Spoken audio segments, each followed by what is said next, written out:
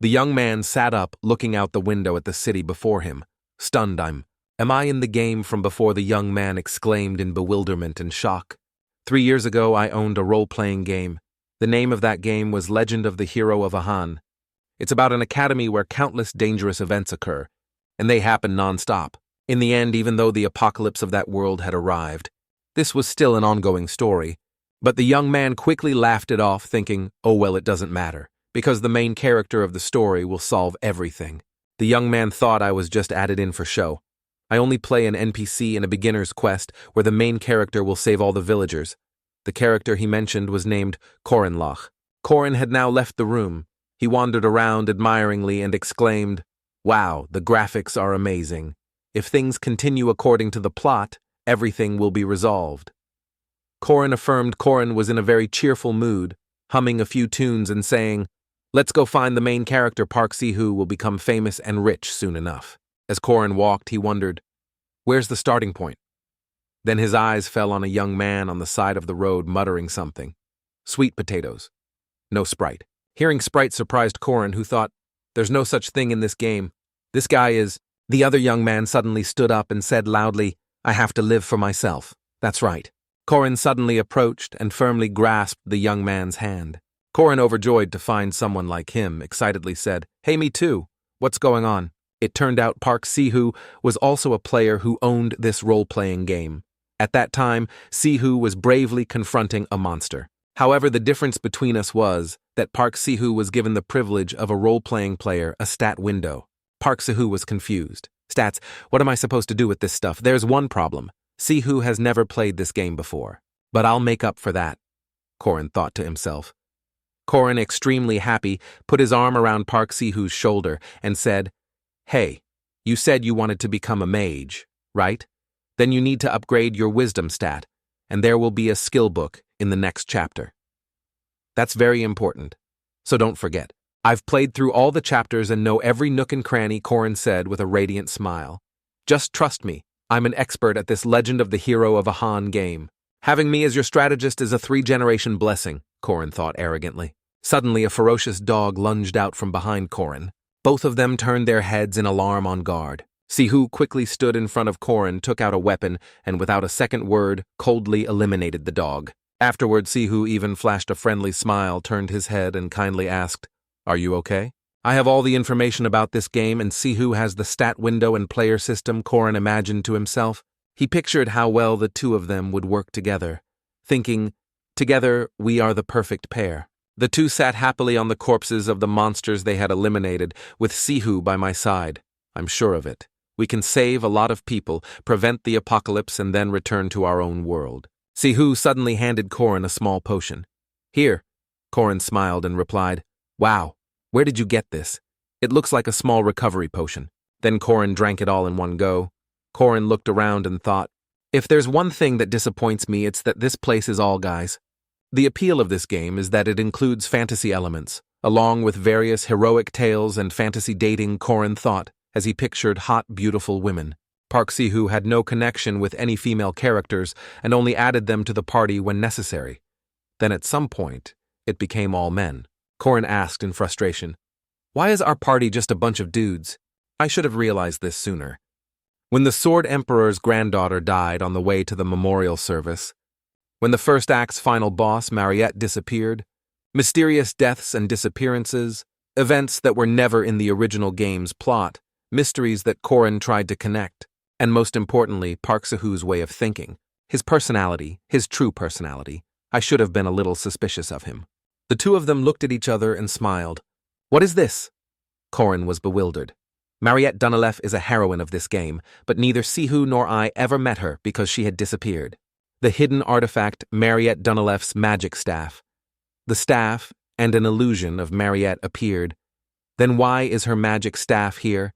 Koren, shocked and angry, cursed Park Si-hoo, that bastard. He sneaks off somewhere every night, which is why I followed him here.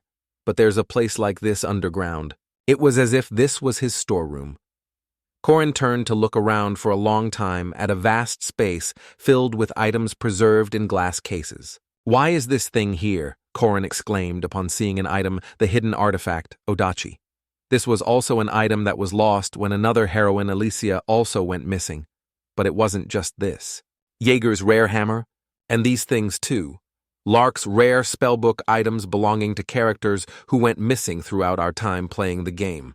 And also, Corin froze, staring at a shackled foot hanging in midair. It was the body of a female submerged in water, her limbs shackled and in an unconscious state.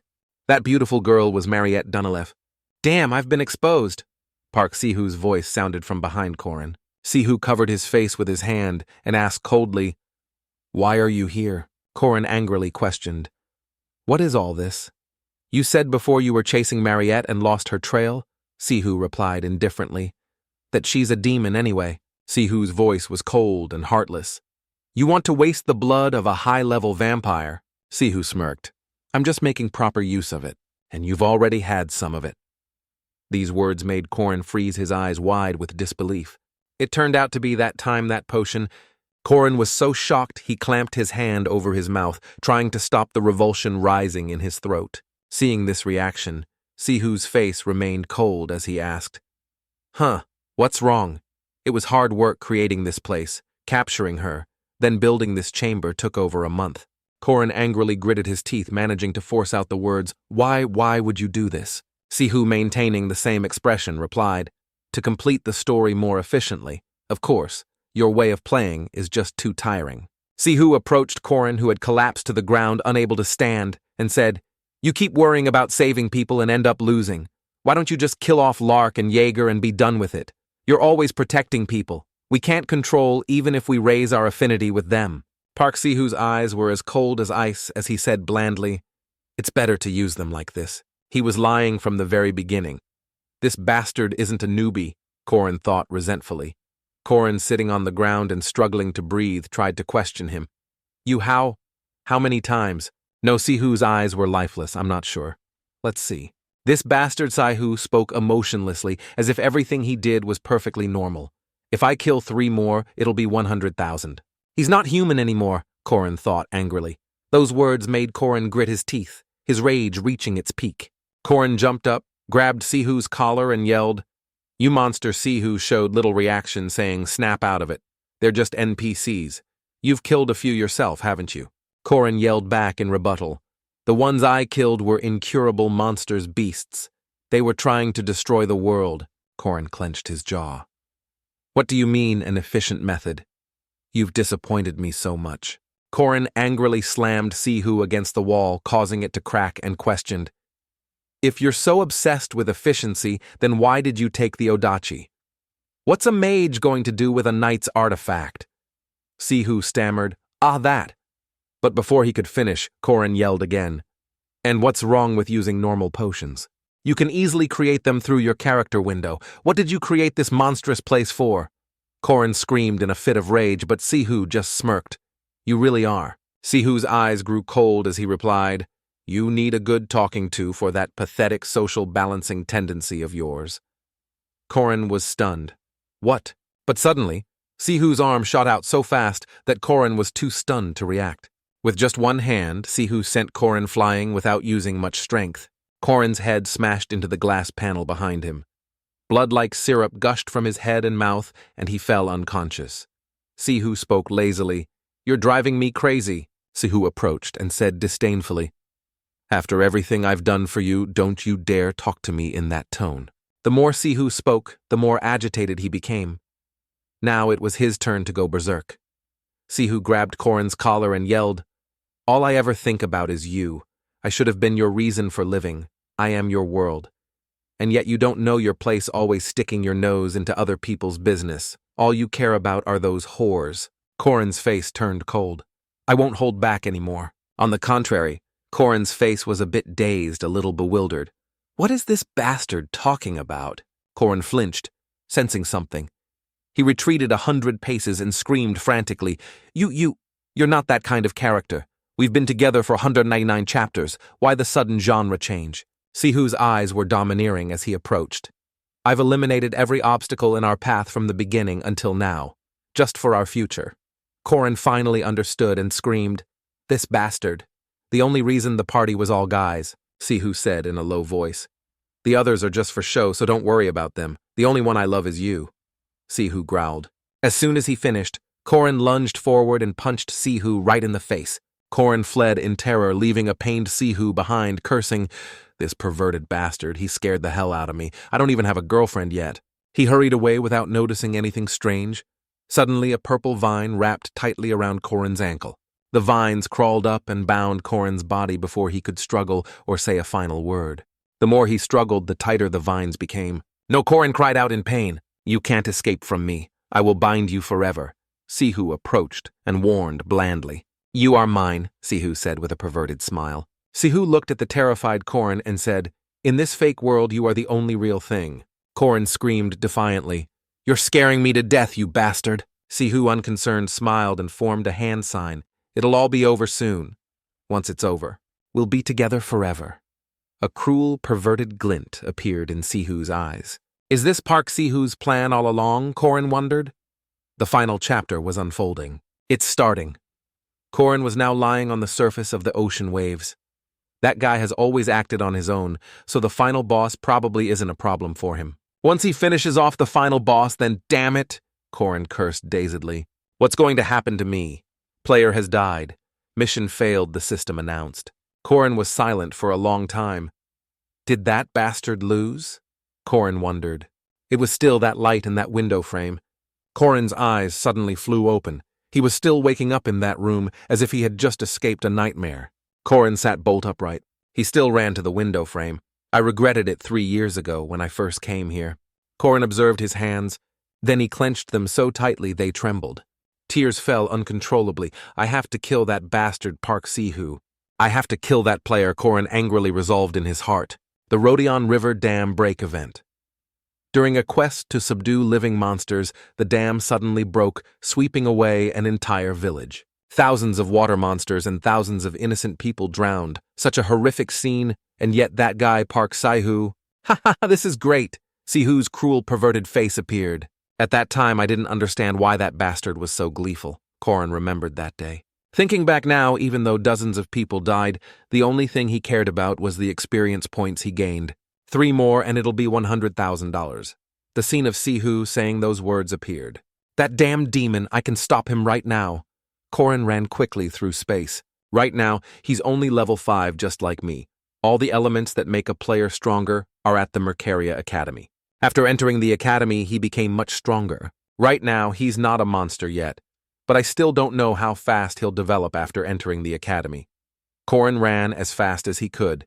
The entrance ceremony will take place in 5 days. An image of a forest with strange mushrooms. Just a second later, Korin had ripped it out of the ground with his bare hands. In other words, the only way to kill Park Sihu is right now, Korin resolved. Mission Guide. The carriage on the way to Mercaria City has been intercepted by monsters in the forest. Protect everyone with the guards until it is repaired. The system announced. In the mystical, foggy night, the only thing shining brightly was the moon in the sky. Somewhere in the forest, a couple had just dealt with a rabbit. The boyfriend let out a breath. Phew, finally done. The girl standing next to him smiled and praised. You've got talent, kid. But the person the girl was praising wasn't the boy next to her, but a familiar face. Park Sihu scratched his head, embarrassed, and laughed. Ha ha ha, thanks. From behind the coachman holding a large lantern called out, Sir Leon, Lady Laura, the carriage is fixed. Hearing the call, Leon and Laura stretched and walked together. Let's go, Laura said lazily. Ugh, I want to go to sleep right now. But suddenly a piercing scream rang out, making the two turn their heads in alarm. A strange object rushed towards them quickly. Get out of the way! Leon quickly pushed Laura aside, letting the thing charge towards him. But Leon's quick reflexes allowed him to dodge the attack, and the thing ended up crashing headfirst into the ground. Leon drew his sword and yelled, Laura! Laura, understanding the situation, also drew her sword defensively, I know. These screams, they were on guard. It was a level 2 werewolf monster, a werewolf's. The wolf, with a muscular body and terrifyingly sharp claws, let out a long, piercing howl. From a distance, Korin also heard it and frowned, cursing, Damn it, has it already started?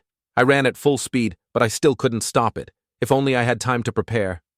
Korin thought angrily. The wolf quickly lunged, slashing fiercely at Laura, who couldn't react in time.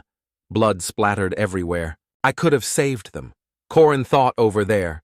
Laura collapsed after the attack. Leon, shocked, yelled Laura. But Leon quickly yelled to Sihu, "Get on the carriage quick, I'll buy you time." But Park Sihu acted like a hero. He pushed the driver up and urged, "Just go, I'll follow." The girl on the carriage called out worriedly, "Hey, kid!" Sihu left, only managing to yell, "I can't leave Leon behind." "Run," a faint cry was heard. The wolf had now gripped Leon's neck tightly, leaving him unable to resist. Sihu faced the wolf, a flicker of fear in his eyes. He held his sword, facing it. Corin, standing nearby, observed quietly, "I need to confirm before I interfere. Is this Park Sihu really the hero who will save the world, or is he a player like me?" "You're really big," Sihu uttered. The fear in his eyes from moments ago had clearly turned malicious. The wolf, sensing the contempt, let out a loud roar. Duck, a woman holding a sword, rushed forward, yelling loudly. The girl slashed her sword powerfully at the wolf, but it was completely unharmed. The girl froze it, blocked it. The girl was pushed back, landing with difficulty. Sihu said coldly, "Step back, I'll handle this." The second daughter of the Aden family, wielder of the Odachi, one of the 6 sword kings, the most influential member of the party, and a named character, Alisa Aden, was the one who had just charged forward. "I'm so scared," Sihu said as he drew his sword from his belt. The girl's face was blank as she turned her head. Even in the tutorial, there's still a hidden feature, the death of Alisa Aden. "I've been waiting for this moment." Without warning, Sihu, with a malicious glint in his eyes, stabbed his sword into Alisa's back. Corin, standing in the distance, also froze. Corin's eyes were filled with resentment. His jaw clenched tight. "So it's still you, Sihu?" "Huh." Why, Alisa, bewildered, used her other hand to cover the wound and asked Sihu. At this moment, Alisa started to feel extremely dizzy. The image of Sihu also blurred. She could only hear him say, "Sorry, I was so scared. My hand slipped." The wolf continued to howl ferociously. Alisa was too shocked to speak. At this point, Alisa had almost no strength left to resist the wolf's attack. If Alisa Aden dies in the mission, he'll get the Odachi, and then he'll get on the team of Lunya. Aden, a legendary sword saint. She's poisoned but not dead yet. Is it because she's an important NPC in the story? Sihu stood by, emotionlessly watching Alisa struggle to use her sword to block the monster's attacks. Alisa used all her strength to leap away from the wolf. Calm down, Alisa forced herself to stand firm, even though she desperately wanted to collapse. "Focus, focus." Alisa closed her eyes, reassuring herself. Alisa's eyes opened wide with determination. Alisa's ultimate skill, absolute severance slash. The monster charged again, howling once more. Sihu thought in annoyance. At this rate, she can kill that monster on her own. But Sihu smirked again, raising his dagger. "How can I let that happen?" Without a second word, Sihu immediately threw the dagger at Alisa. Alisa angrily parried the dagger with her sword. So it really wasn't an accident," Alisa yelled in confirmation. But at that moment, the wolf had already lunged, opening its terrifying maw, full of fangs. Alisa directly swung her sword. Then with one strike, she stabbed it straight into the ferocious wolf. Blood splattered everywhere. The wolf died in battle, collapsing on top of Alisa, who was now exhausted and lying on the ground panting from fatigue. Why you?" Alisa said wearily as she saw Sihu approach. "Here it is." "I've got the Odachi." Sihu ignored her, picking up Alisa's sword and raising it, delighted with his spoils. Sihu caressed it and sneered. "This thing can only be used with a special skill, but I'll figure that out later." Sihu was about to leave when he suddenly stopped. "Oh right, killing NPCs gives experience too, doesn't it?" Alisa had no strength left. She could only watch helplessly as Sihu approached. Alisa's eyes were welling up with tears ready to overflow at any moment. Under the moonlight, Sihu laughed cruelly, perversely, and despicably, preparing to strike. But suddenly a strange bag of powder was thrown right at Sihu's head. Sihu covered his face with his hand, coughing. Yellow powder spread everywhere. Sihu's eyes were dazed. "What the hell is this?" Sihu looked at his hand. Sihu roared in anger. "Who is it? Which bastard did this?" "Show yourself." A swarm of strange small monsters suddenly appeared. Topanic mushrooms are a favorite food of forest monsters, and they are covered in a thick layer of powder. Damn it, Sihu realized and couldn't help but curse. So in the eyes of the monsters, Park Sihu was nothing but a delicious piece of fresh meat covered in a special sauce. The monsters charged. Sihu swung his sword wildly. "Get lost, all of you. You damn bastards," Sihu roared. On the other side, Corin approached, pulled Elisa out from under the wolf and thought, thank God she's still breathing. Korin observed the wolf. He got closer and pulled the dagger out of its mouth. Damn it! Sihu's voice rang out, making Korin freeze. Who the hell are you? Sihu raised his sword from behind Korin and asked coldly. Korin was calm. Killing 3 horned rats in a flash. The Odachi is amazing, isn't it? Sihu froze. You are. Korin Lock Sihu exclaimed. Korin Lock Sihu exclaimed. Sihu asked cautiously, how did you get here? This bastard, did he lose his memories from before? Korin wondered, holding the dagger. Korin chuckled to himself. If so, all the better. Hey, Korin then spoke up. You'll hurt yourself holding the sword like that. Sihu froze. What? Korin took the opportunity to charge. A handful of powder was thrown directly into Sihu's face. Sihu, unable to react in time, grew angry. You bastard! Sihu swung his sword while his eyes were still closed. Cursing Dai, Korin easily dodged the blow and even had time to judge. This guy is clumsy with a sword, but his swings are fast. Anyway, Park Sihu is still physically superior to me. Korin ducked to dodge the blow, gritting his teeth and thinking, I have to risk it. There's no other way. Korin swung the sharp fang in his hand forcefully towards Sihu, causing Sihu to dodge in panic. At this moment, Korin seemed to have lost all reason. He continuously attacked, thinking, that's right. This fang dagger might look like much, but a stab to the neck is still fatal. You'd better dodge. Focus on this fang, Korin thought, while Sihu continuously used his sword to block the attacks. Just look at this fang. Korin seemed to use his thoughts to control Sihu, making him unable to take his eyes off the fang in Korin's hand as he tried to dodge. Who would have thought Korin suddenly swung the dagger from his other hand without any warning? Sihu's eyes widened, but his hands were busy blocking with the sword, so he could do nothing but watch helplessly. And once this fang stabs, Korin swung the dagger with a confident smile.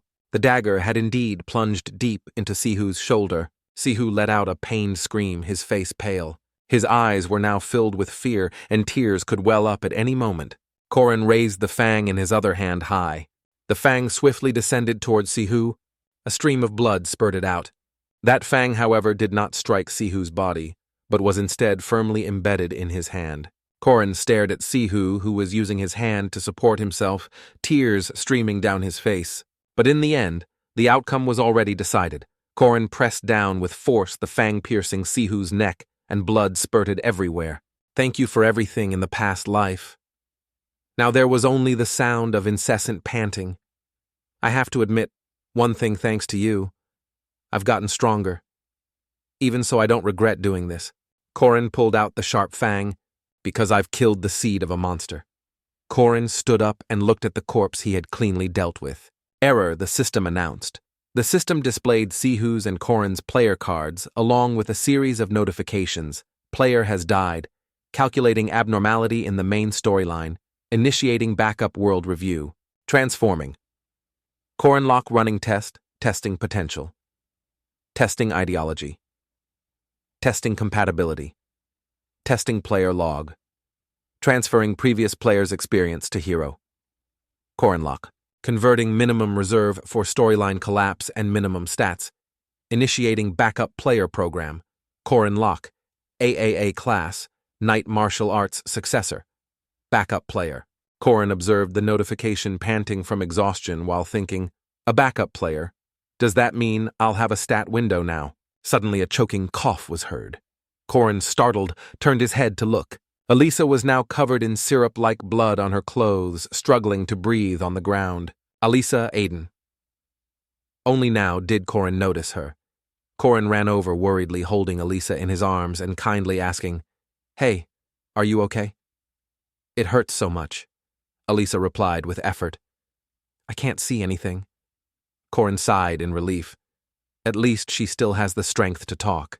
Korin continued to press. You feel dizzy and can't smell anything, right? Your ears are ringing too. Right, Elisa, with her eyes closed, replied.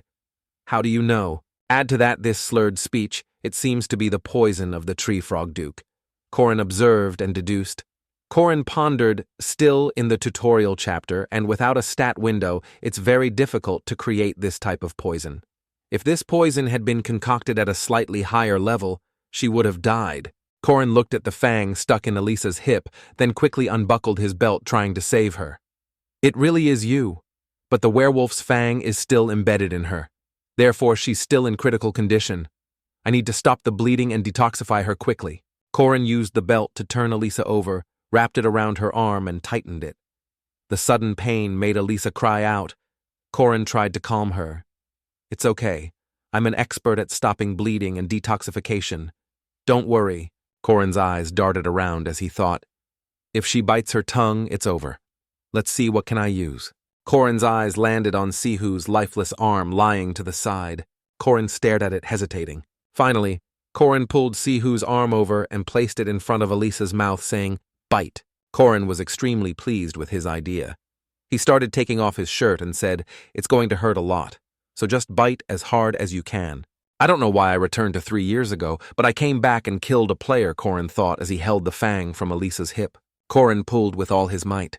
In the desolate forest, a pained, desperate scream echoed continuously, and the people who died in my past life are still alive. I've saved one person. That's enough.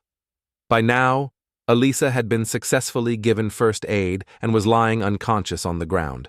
A while later, Corin fashioned a simple pot, boiling it over a burning fire. Corin watched Elisa lying behind him while keeping an eye on the pot of food, comforting her. "Hang in there. I'm preparing the antidote." "Don't worry, humans don't die that easily," Corin said positively. Elisa, with her eyes closed, mumbled, "Benefactor."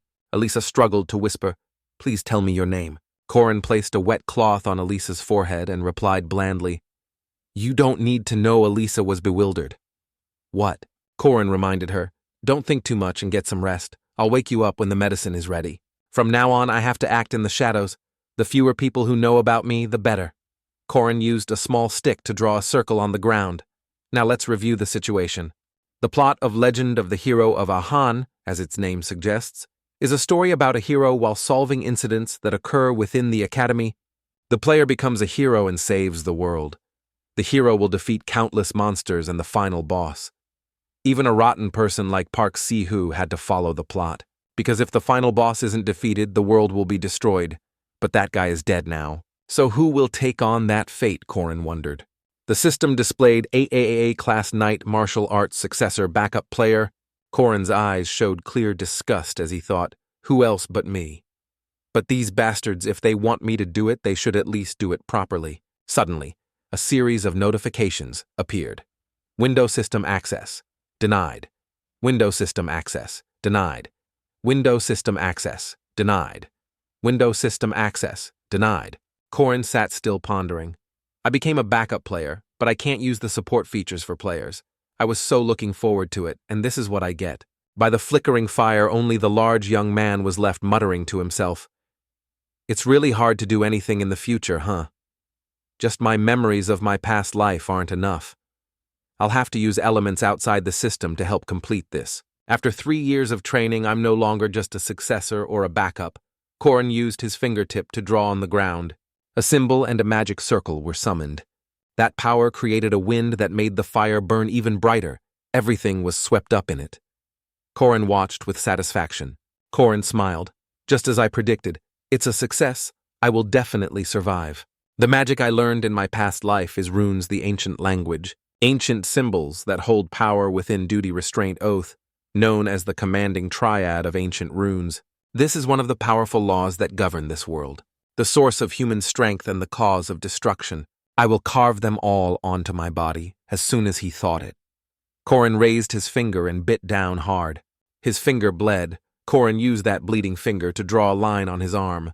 Among them, the first word is. The symbols began to appear following the path of his finger, but it seemed to cause pain as Corin winced and let out a cry. Duty. This command increases the caster's power when they take an oath. You can make easy oaths like not eating chicken, but because they are so easy, you get almost no extra stats from it. Anyway, even if it's easy, I need to swear an oath on something I can easily follow through with. Corin rested his arm on his leg, tensing his body in pain. Corin told himself, I will not turn a blind eye and be greedy for a good person's treasure. The system displayed duty. I will not turn a blind eye and be greedy for a good person's treasure. Your stats will increase upon completing the mission. Failure to comply will result in a 10 stat penalty. The second one, restraint. Corin bit his finger again. He smeared it on his other arm. A vein on his neck popped out from the pain. System restraint. I cannot perceive souls. In this world, all things have their own psychic abilities. Because spiritual beings can only interact through mutual connection, therefore they cannot use their power to affect things that have no sensitivity to them. If you do not comply, you will take 600% damage from your opponent. Activating restraint. Damage from spirits. 0%. Physical damage, plus 150%. And the benefit of a spiritual body when following the rule with me, that is the spell becomes a shield protecting me from all other spiritual bodies. And now the last one. The oath. This rule uses the weight of the oath as a backup. The ancient runes covered his body and arms, but it carries great risks and great rewards, which is why both Park Sihu and I, Korin closed his eyes, used it in our past lives. Korin remembered Sihu, but even Park Sihu, who could use everything in the system, failed at the final boss. If so, I need to be quite worried too. The heaviest oath to make, I will save this world. Korin's eyes opened wide with determination. The noble purpose that every warrior pursues the oath with the greatest ambition. The triad of rules is complete. Duty restraint oath. All rules will be applied to the backup player. If I fail to fulfill the oath, death will be inevitable. At this moment, Korin's body felt strange. His eyes glowed red and he screamed in pain. Chapter 4. Elisa's eyes suddenly flew open. Elisa was now lying in bed, properly tucked in her. Elisa sat up, but the wound on her side caused her pain. A nurse from outside came in, saw her and asked, "Ah, you're awake. How are you feeling?" Elisa pressed, "Where am I?" The nurse replied, "You're in the Mercaria City Hospital." Elisa wondered, "Who brought me here?" The nurse smiled. "Huh, your relative just left." Elisa was surprised. Just left. The nurse reminded her worriedly, "Ah, you shouldn't move yet." Elisa turned her head to look around and asked again, "It's fine. Where are my things?" Elisa then saw the blood-stained belt sticking out of a backpack on the table. She noticed it and asked, "This is this from the person who saved me. It's still stained with blood." Elisa picked up the belt to examine it. Elisa's eyes were sharp as she called nurse. The nurse jumped, startled. "Yes." Elisa spoke loudly like a child. "Is there anywhere that sells honey candy?" The nurse was helpless. "Right now, you can only have soup." 3 days after the rookie mission Mercaria Academy entrance ceremony. Meanwhile, Korin was standing in front of the school, rummaging through his wallet. "Let's see, I need a student ID to get in. What's this?" Korin pulled out a letter, puzzled. A letter. I don't remember putting this in here. Korin held the letter, reading as he walked. "To my son, you don't know how proud I am of you. Please become a protector for those around you." Korin sighed. When did she put this in here? Korin thought about his family. Korinlock was an ordinary weak child, but he also had a family. When I first came into this body, I acted very awkward and distant, but they still treated me the same, and that's when I started to love this family and this world.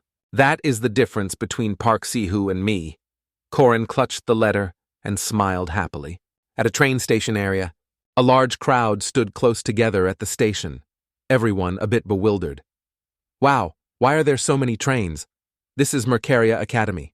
A beautiful girl with blue hair and a flower on her hat approached, smiling and saying, "Hello, new students. Please gather here." The girl approached Korin and greeted him. "Are you a new student too?" Korin, flustered, introduced himself. "I'm Korinlock," the girl exclaimed. "Wow, you're really tall. You must eat a lot." The girl held out a potato and offered enthusiastically, "Want a potato?" Korin was a bit surprised. A potato. A while later, a train finally started moving. The girl stood on the train, introducing the surroundings as they went. That's the Creation Building, where magic students gather and study. That person is Mariette Dunalev, a second-year student who is the top of Mercaria Academy, loved by everyone, and has a very bright future. Mariette exuded the energy of a leader, but was very approachable. Over there is the physical training room. They lend out a lot of cool weapons. In life, people will encounter many unexpected misfortunes. And in the future, Mariette Dunalev will face a great misfortune. She is the final boss of Act 1. At this point, the train had stopped. Mariette reminded them, "All right, when you get off, everyone, please take 1 potato and 1 sweet potato." Mariette didn't get off with everyone. She held onto a pole on the train, waved, and said, Good luck. See you all later. Mercaria Academy is free. A vast academy filled with the faces of elite young people. Corin also stepped inside and noticed something. The expansion magic has begun. Corin was standing in the middle of a crowd that suddenly panicked because the lights went out. What's going on? Can anyone see anything? A voice rang out. Don't panic, students. How can students of this academy be frightened by such a trivial thing? Suddenly all the students were floating in the air. Corin picked his ear with his finger and thought, that's old man, Haman's voice. He says that every time it's like a training camp. This world has a history of fighting against the demon race. The most effective weapons against them are superhumans who can use aura or mana, and the place to train. These people is the Warrior Academy, Mercaria. A figure appeared from a distance. Yahello. It was a man with a cool, unique fashion sense who approached and greeted them. I am the Savage Professor Fermax in charge of this year's entrance ceremony. Savage Fermax Professor of the Night Department. Corin smirked. It's been a while since I've seen this guy. Fermax continued. Most of you probably came here to become knights or mages. When you arrived, you already had your certificates sent here. Fermax taunted. But don't be all talk and no action. Let me see what you're capable of. All the students stood still. A small screen lit up in front of them. Corin's profile appeared. Corin Lock Aura rank, 680. Low mana, rank 120, very low. Aptitude rank, not very low. Overall, rank 6, THLNK, very low. Corin looked and felt bored, so boring. But my physical strength stat is shocking. A series of numbers appeared. Fermax said loudly. Ah, you're looking at your rankings. Please stand in front of the number that matches your rank. Corin stood in line smiling wryly. There are about 400 people, so I'm in the bottom 1%. Fermax suddenly smiled sinisterly. Good luck, everyone. The students lined up in rows began to search for their numbers. A strange voice spoke while observing the students through a crystal ball. This person commented, This year's batch has a lot of hidden talent. Ahem. A blonde girl pushed up her glasses and said, There's no need to measure the first and second ranked students. Let's wait until we've evaluated the others. Second rank. The granddaughter of the sword genius Alisa Aiden, the cleric of Avalon Eon, the mercenary of the sword faction Zron Waski, the golem engineer Cranel Luden, and the sole first rank, a girl dressed as a nun with a gloomy aura, the heavenly Yaksha Yuran, the blark-haired girl with captivating red eyes. The blonde girl observing through the crystal ball continued, That child actually enrolled. What is the principal thinking? A man stroked his chin and asked, Do we need to test the 6th-ranked student? The 5th rank doesn't look like much. Let's just eliminate the 6th rank right away. The girl with glasses holding a whip growled threateningly, making the man break out in a cold sweat. The principal said, All students have the right to learn. Do you dare to go against his wishes? The man snapped his fingers. Well then, let's begin. Suddenly a metal locker dropped down forcefully in front of Corin. Corin observed and wondered. It's a weapon locker. A voice announced, Monsters will swarm in 30 minutes. Please handle as many monsters as possible. A test that puts me in an empty space and makes me fight monsters according to my level. Corin clicked his tongue. This is tough. 5 to 6. The countdown begins. Corin approached the locker and opened it. Let's see. Most 5th or 6th ranked students wouldn't use their brains and would just grab whatever they wanted, and most would choose a sword. Corin touched the sword in the locker. I did the same in my past life. 3, 2. Time was running out. Monsters also began appearing out of nowhere. They were short-bodied hunting dogs rank Ank 5 monsters. Corin took the sword and made a few test swings commenting, the sword is cool, but they say it takes 100 days to master the spear, 1,000 for the saber, and 10,000 for the sword. 1 time's up. So the answer is a spear. Corin forcefully threw the weapon at the monsters. As expected, the spear went straight through the monster's head. The illusion faded. Corin smiled. Sorry about that. The wolves charged in fear. Another blow landed on it. The last 2 remaining wolves were finally defeated. Corin said, But I have. Corin smiled confidently. Too much experience killing you guys. Chapter 5. Corin pulled the spearhead from the monster lying on the ground, then spoke, Let's see, 20 seconds. A bit long. He thought to himself, In my past life, I couldn't even kill these hunting dogs and was eliminated. But this time is different. Korin was extremely confident. I will kill all of them until I reach the next rank. Then he spoke. All right, bring in the next wave. I've reached the 5-minute mark. There was nothing around him, even he himself was silent. A look of confusion appeared on his face.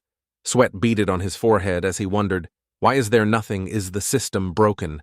Over here, Baron Cassius was watching the students' battles, his expression extremely disappointed as he clicked his tongue. Tsk, tsk, tsk. If they can't even kill those, what else can they do? Back in my day, I could kill level 5 monsters in just 1 minute and 22 seconds. He glanced at another screen and sighed incessantly. If level 5 is like that, I don't expect anything from level 6 either, huh? Baron Cassius saw Korinlock rank 6 THLNK sitting and yawning leisurely and wondered what the monsters aren't being summoned. There must be an error. Just then, 3 more different monsters appeared in Korin's room. Why isn't the next level of monsters coming out? Huh, why is it this bunch? Baron Cassius was still watching the students getting attacked and screaming, cursing, "Ha, these pathetic bastards!" But he didn't notice Korin eagerly fighting monsters behind them, bang-clang. The corner of Baron Cassius's mouth curled up with some satisfaction. His tone was quite pleased. Ah, is this the first one to succeed? Wow, it only took 7 minutes and 22 seconds. Then he turned to the crystal ball and said, I thought level 3 would only take 23 minutes. What are level 5 and 6 doing? Seeing Korin relaxing as if on vacation once again, Baron Cassius was too exasperated and yelled, What's wrong with that bastard? Why is he lying down and yawning again? Is the system broken? The monsters are always summoned. Haman, noticing something strange, approached and inquired, Broken, impossible. For 20 years, Ms. Josephine's test magic has never been wrong. Baron Cassius pointed at the crystal ball, frowned, and said, But he should have been eliminated a long time ago. It's clear the monsters aren't being summoned.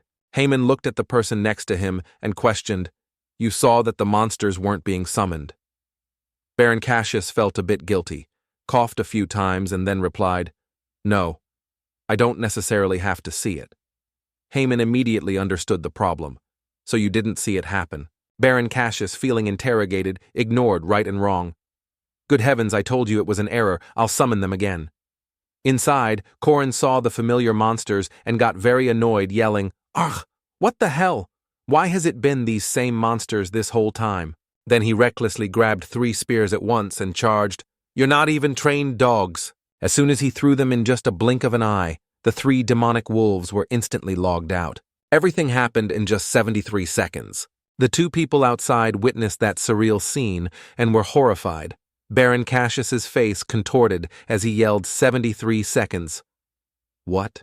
Then he turned back and stammered, Look, Professor Fermax.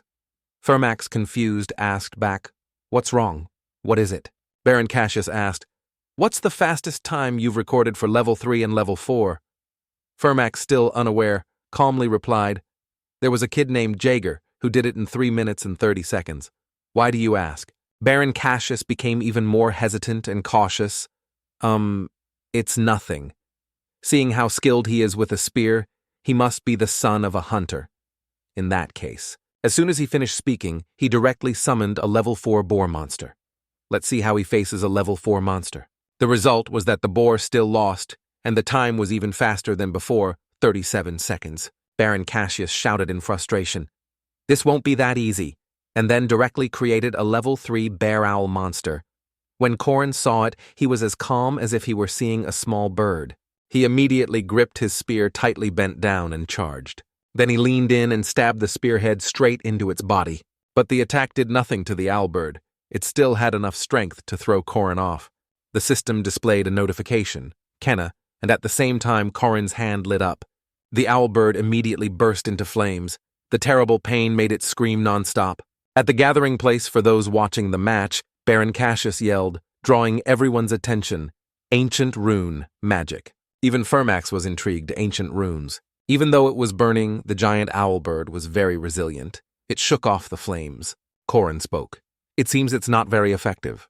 But Korin leaped high into the air, swinging the spear forward. Then he leaned back to gain momentum. It will block your vision. That's enough. Finally, he decisively stabbed downwards. Haman, witnessing the whole affair, marveled to himself. That kid. He's definitely not a normal level 6 person. It's a pity the monster test only goes up to level 3 monsters. Wow, it's been a long time since I've seen someone so interesting. I'm really looking forward to when he fights a demon. While Haman was still intrigued, Baron Cassius next to him looked a bit concerned. Ah, well then after this, let's start the test with a level 5 demon. Corin stood solemnly sensing his surroundings. Something has definitely been summoned, but I can't see or hear it. It's due to the restraint penalty. The system announced, restraint. I cannot perceive souls. I cannot feel or touch souls. If that's the case, it means I can't touch the demon. Corin slowly closed his eyes. Let's see if my guess is correct. Then he calculated in his head 1, 2, 16, 17, 45, 46, 58, 59, 60. After calculating, Corin's eyes snapped open, a mysterious smile on his lips. Done. It's definitely been activated. I've confirmed everything. It was unclear what he was thinking, but he raised his hand high and declared, I will give up. Test level 5, hunting dog, monster, 73 seconds, level 4, boar, 37 seconds, level 3, bear owl, 11 seconds. When Corin got outside, he was very pleased and said, excellent. Meanwhile, Baron Cassius was stunned, flabbergasted, and fell backward. He withdrew. Baron Cassius was completely frozen. This kid, what in the world is he? After just a few minutes, the hall was crowded with people. The people around were eagerly asking each other about their recent battles. Hey, what was your rank level 4? Ah, I'm done for. What about you? Hey, level 3. Wow, so you killed both the bear owl and the stomach demon. Jager Hinch. Peter was holding his head high with pride on one side. Corin realized, that kid, he's the one who started the fight with the player at the beginning of the story. In Corin's past life, Memories Park Si-Hu had killed him because he provoked him. He rubbed his neck, finding it a bit difficult to face. He thought to himself, although Jaeger is a bit arrogant and snooty, it's normal for his age. Oh well, that madman. Suddenly someone said loudly, look, they're level 5. Wow, so they couldn't even beat the monsters. Someone even lost to the hunting dogs and demons. On another side, Lark was in a state of fear, his whole body trembling. Corin noticed it. Lark was too arrogant, and while slandering me and Si-Hu, he also met the same end as Jaeger. Just then, someone came up to the stage to speak. Ahem. Good morning, everyone. That person began to introduce himself. I am the director, Ryu Kaza. To become strong, you have joined this academy, a place where the strong gather. Ryu looked down at the students below and continued his speech. Some of you are already strong enough, while others still have a long way to go. Although I cannot guarantee that you will achieve what you want here, I still hope you can find your own path in this place. We are here to help you take the first steps correctly. From the second step onwards, it is your responsibility. Finally, he gave a slight smile and concluded his speech. That is all from me. I wish you all a pleasant day. People gradually dispersed in all directions. Jaeger was full of energy, laughing loudly and saying, From this day on, I am a level 3 knight, Jaeger Hinch. Peter will He was talking when he suddenly noticed Lark sitting in a corner. He rushed over to start a conversation. Hey, Lark was startled. Huh? Jaeger asked, What level are you? Lark timidly replied, I'm level 5. And so, he was immediately ridiculed by Jaeger level 5. How pathetic. You couldn't even kill a demon or a hunting dog. Really? Corin couldn't watch anymore, so he walked up, put an arm around his shoulder, and smiled brightly. Hey, you. Jaeger frowned and questioned, Who are you? He didn't answer right away, but praised him admiringly. Wow, your tattoo is so cool. The artist must be really skilled. Even the veins look good. The tattoo on your back is your blood type, right? So you can get a quick blood transfusion when you're injured. You're really well prepared. Jaeger was a bit dazed at first. But then he felt excited and replied, Wow, you know a lot. To be honest, my mom did this tattoo for me. She's a tattoo artist. Her specialty is line work. But because I asked, she tattooed it in an old school style. Corin also chimed in continuously. She's amazing. Do you have any other tattoos? But those were just perfunctory questions because I already know everything. How in my past life, when Jaeger went missing, his mother came to the academy and said that his tattoos weren't just for looks, but because she was worried about her son at the academy. Truly a parent's heart, returning to the present. Jaeger happily rolled up his sleeve to show off his mother's amazing work. I have one here too. This is a flying carriage, the symbol of Mercaria Academy. Corin marveled. Wow, that's so cool. After a while, he finally introduced himself. I'm Corin Loch, and you? Jaeger replied energetically. Jaeger Hinch, Peter. Corin then asked the boy opposite him, and you Lark a bit startled, replied Lark. The three of them continued to chat enthusiastically, not noticing a pair of eyes watching them from afar. Elisa Aiden watched them with a warm smile. So he saved his friend who was being bullied. That's wonderful. The bright and friendly appearance of Corin gave Elisa Aiden an impression. He seems like a good person. Back to Corin's side. And that's how I left a good impression on Lark. Lark's ability is memory, I think. The corner of his mouth curled into a deep, scheming smile. I've found it my free skill book. While Corin on this side was laughing cunningly, Kehehe Elisa Aiden behind him was blinded by the love devil and thought, his smile is cute too. What kind of person is he? Chapter 6. Most of Mercaria's facilities are provided for free. The coffee here is cheaper than outside and the dorms are free. Among them, the most recommended facility is the training room. This place is spacious and modern with advanced equipment. Corin was inside practicing with a spear. He turned around, preparing to unleash a masterful strike. The reason is very simple. When using this room, even impossible training becomes possible. For example, fighting a spiritual being that I can't see, Corin used all his strength to launch countless attacks into the empty space in front of him. Outside, 2 people were looking in. One of them spoke up. Look, that first year is using a spiritual being to train. They took turns discussing, usually you don't have to train with spiritual beings until the 2nd semester. That kid probably heard rumors and decided to practice this. I heard that many second-year students can't even catch a wind-type spiritual being. Suddenly, Corin was hit by the spear which bounced back and struck his head. The group of people laughed gloatingly.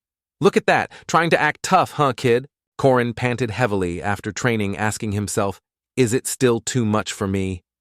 Heyman approached from behind and asked, so you're a first year? Corin was a bit startled. Huh. Corin politely said, hello. Coach Heyman wondered, why are you fighting a spiritual being? He replied, to practice my spearmanship. Heyman inquired, are you confident you can do it? Corin affirmed with certainty, I will do it. Although he appeared calm on the outside, he was very wary on the inside. Why is he suddenly approaching me? Is there something wrong with the test? Heyman's gaze was as sharp as if he wanted to see right through him. But in the end, he broke into a bright smile and praised Great Spirit. Here, I'll give you 10 meal tickets. Then he decisively turned and left, even cheerfully saying, come find me when you've done it. I'll reward you. Corin. Behind him didn't understand anything and just accepted it. Yes, sir. As soon as the person left, he sighed in relief. Startled, why was I so worried? A reward of food. That's good, isn't it? Corin returned to what he was doing. Now let's start again. He didn't notice Mariette.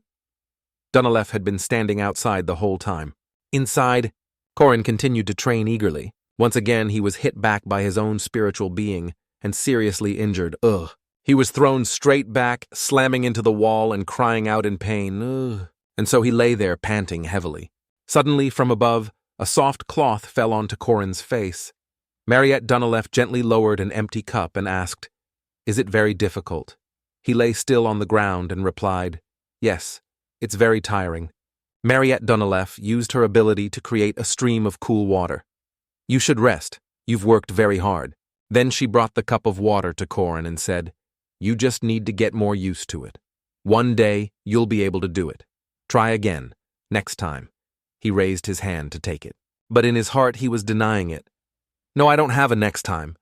Though I'll probably have a year or 2. Before there was Park Sihu, we had the player window potions and skill books too. But now Park Sihu is no longer here. I killed him, so now I have to do everything on my own. Thinking of that, Corin spoke up. Thank you, I'll give up later. That statement made Mariette Dunalef a bit surprised. As soon as he finished speaking, he jumped up full of determination, affirming to himself, I must become the strongest. Then he continued to fight with his own spirit refinement. First, I have to determine my limits. It might be a bit much, but I have to test my current abilities compared to the past. Blow by blow launched with extreme precision and force. He defeated his own spirit refinement with the spear tip. He had put so much effort into. Corin let out a long breath. He knew one thing for sure. I don't have a strong body, nor do I have strong magic power or aura. Information about Park Sihu and the future is also useless when facing monsters and these geniuses. But to fight monsters and geniuses, I have to work harder than anyone else. That's the only way. Finishing his thought, he gripped the weapon in his hand and continued to practice tirelessly. His eyes were filled with unyielding determination. The past 3 years will not betray me. Corin charged forward to continue the attack. Suddenly he threw the spear high into the air. Mariette Dunalef saw this and thought in amazement. He threw away his spear. Has he given up? But in a flash he had caught it and gripped the spear firmly in his hand. Only then did Mariette Dunalef realize the young man's intention. No. He caught it, and he was catching it. On the opposite side, Corin was leaning back, his firm hand extended straight forward. Then he changed direction. He pushed his other shoulder up, the arm gripping the spear also moved forward. He threw the spear, its tip piercing straight through the spirit refinement. It created a huge explosion high above. A space as dazzling as the cosmos, making Mariette Dunalef look up in awe. Strong, brilliant, those words don't even fit him. Mariette was so amazed she couldn't utter a word. Wow, she marveled in her heart, her eyes shining brightly. Looking at Corin's majestic presence high above, she couldn't help but praise. He's amazing. But after being cool for just 3 seconds, Corin was free falling to the ground. Mariette Dunalef was alarmed. Are you okay, Junior? Mariette Dunalef's call didn't make Corin get up. He was still lying motionless on the ground. I overdid it. The spear next to him also broke after that blow, Corin thought to himself. At least with this body. The next day at the vast and magnificent academy building, Mariette Dunalef still with her pure and cheerful demeanor. Hello, juniors. Today I will introduce the school's facilities to you. This is the pride of our school, and this is. Even though Mariette Dunalef was in the middle of speaking, Corin below paid little attention. He was only focused on his own thoughts. To fight properly, the body is the most important thing. To improve my physical condition without relying on Park Sihu's drugs, there's only one way. At this time, Mariette Dunalef had led the students on a tour. Corin still paid no mind, his eyes glancing slightly behind him. The teaching. Don't ignore the misfortunes of others. Lark was still focused on the book in his hand. So Corin friendly approached, put his arm around his shoulder, and started a conversation. Hey there, friend. Lark was a bit surprised. He then suggested, want to go eat with me? Then he took the opportunity to whisper in the other's ear and talk about spell books too. A spell book. Simply put, it's a skill book. A powerful artifact that allows you to gain magic or certain attributes just by reading it. The Mercaria Academy Library is the size of the entire academy, storing and passing down knowledge to future generations. That's just nonsense. In reality, this place is used to hide spell books. By now, the two of them were inside the library searching for books. Corin laughed and said, To hide a tree, you hide it in a forest, right? Lark frowned and said sternly, Yeah, you have to keep your promise. Corin replied very confidently. Of course, as long as you meet the conditions, you'll get the spell book. He thought to himself, Lark is very hard-working, a model student, a good kid. He remembered all kinds of magic and wrote them down in his notebook. Of course, no matter how many spells were in there, using them, all was still very difficult. If your level and mana level are too low, then even if you're good at theory, you can't do anything.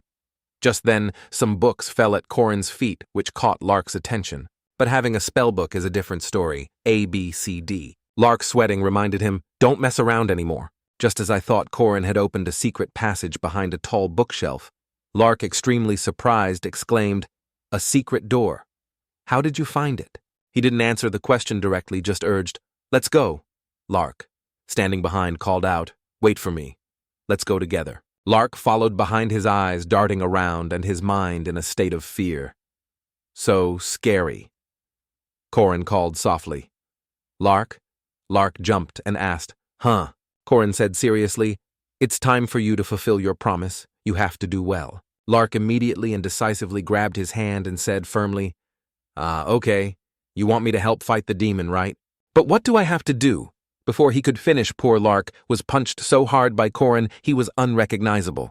Seeing his opponent down, he even laughed very smugly. Hey, shall we begin? Chapter 7. Lark was lying flat on the ground. Corin thought to himself, although I originally came here to save Lark and also to complete a special mission, if I catch the demon here, I can get the hidden fragment I want. But his eyes glanced slightly to the side. There was a small problem. Behind him loomed a tall and ferocious figure, Duke Sabancia, the demon. This confirmed one thing: this mission was impossible. Corin rested his chin on his hand with a dejected look. Why can't I just catch a normal one? Why does it have to be the demon? Sabancia, with his glowing red eyes, exuded a terrifying, murderous aura that sought to suppress everything. An attack from the former commander of the South 800 years ago, which killed most players right after the mission began. Facing those magic orbs, Corin remained very calm. Of course, I'm not one of them. His unusual calmness made him stand proudly before a fierce beast. The system announced restraint cannot see souls. Sabancia continued to attack Corin. He thought to himself, the Duke's attacks have no effect on me. He could even calmly pick his ear. Of course, is there a problem? The problem is I can't see him either. Corin spoke up. Duke Sabancia, sorry, but I can't see you. Then he picked up Lark and suggested, how about you possess this guy's body? In this world, there are many different factors. This is one factor that turns ordinary people into demi-humans, like vampires or werewolves. One day, Duke Sabancia awoke as a vampire and killed his servant. Although he restrained his vampiric instincts, he ultimately failed, fearing he would kill both his wife and daughter. The Duke had to move his entire family elsewhere and close the city gates to avoid a massacre. He used magic to seal himself in a book, which is the very magic book in this library. After being possessed, Lark's entire body blazed with a blood-red magical energy. His eyes were also terrifying. His fangs grew long, and he howled like a fierce wolf. Sabancia in Lark's body lunged, wanting to tear Corin apart. He exclaimed, he's aiming straight for me. Is it because he's a vampire, and something triggered him, making him go berserk? But he was very calm and analyzed. The second reason I chose Lark is because when he's possessed by a demon like Duke Sabancia, he can unleash his maximum hidden potential. The model student Lark, Sabancia leaped high, preparing to deliver a decisive blow from above. In Legend of the Hero of Ahan, he had the lowest physical strength stat. Thinking of that, Corin immediately threw a punch, sending Sabancia crashing face first to the ground. After hitting him, he thought, I feel sorry for Lark, but this is the best strategy to complete the mission. Alright, if I kill Lark while he's possessed by the spirit, I can get the highest level item like the Duke's cloak or vampire armor, for example. They are all items that Park Si-hoo used, playing a major role in future events. The corner of Corin's mouth curled up with smugness, but I'm different from him. He suddenly spoke up and asked, aren't you curious, Your Grace, about your wife, Duchess, Luina, and also your daughter, Duchess Celia? He then sat down and chatted intimately, and how they lived after being sealed by you. And after that, I told the Duke many stories about how his wife passed away after leaving the city, and how his daughter became a talented adventurer, how she traveled around the world. I don't like Park's methods, yes, but as Corin, who also has a family I love in this world. After finishing his story, Corin asked, what do you think, Your Grace? Are you satisfied with my answer? The more I want to let this poor soul die a decent death. Sabancia's tears slowly fell, a feeling he had never. The man's true nature was now revealed. Sabancia gently wiped away her tears, her voice softening. I'm sorry for lunging at you. Thank you for telling me.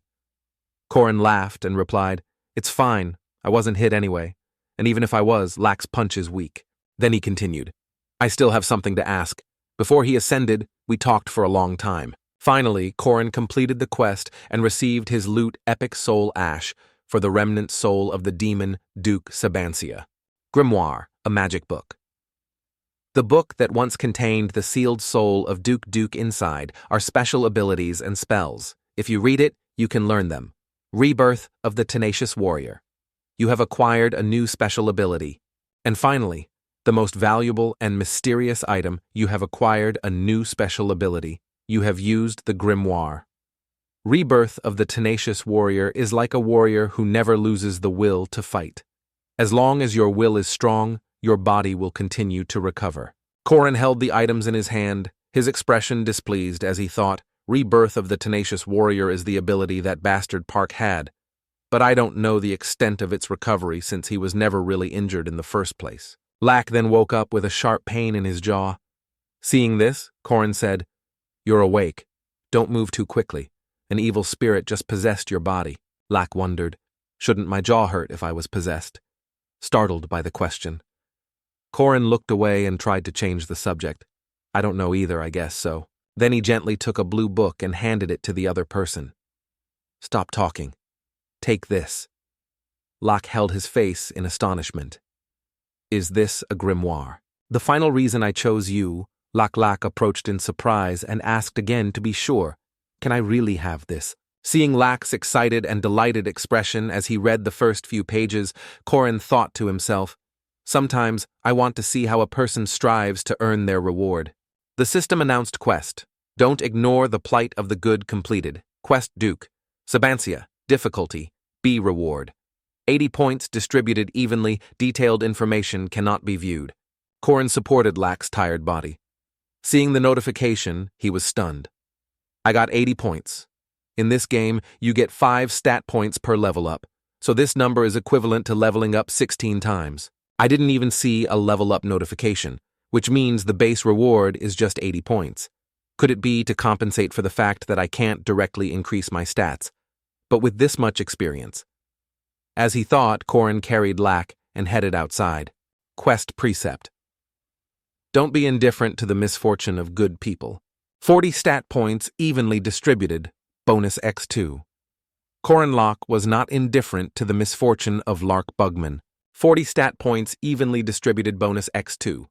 Corin Locke was not indifferent to the misfortune of Duke Sabancia. The scene changes to the physical training room. Mariette Dunalef's cheerful voice rang out, "Hey everyone, does anyone want some potatoes?" Everyone enthusiastically welcomed this simple dish. Me too. Mariette quietly approached Corin and asked, "Are you planning to capture a spirit body again today?"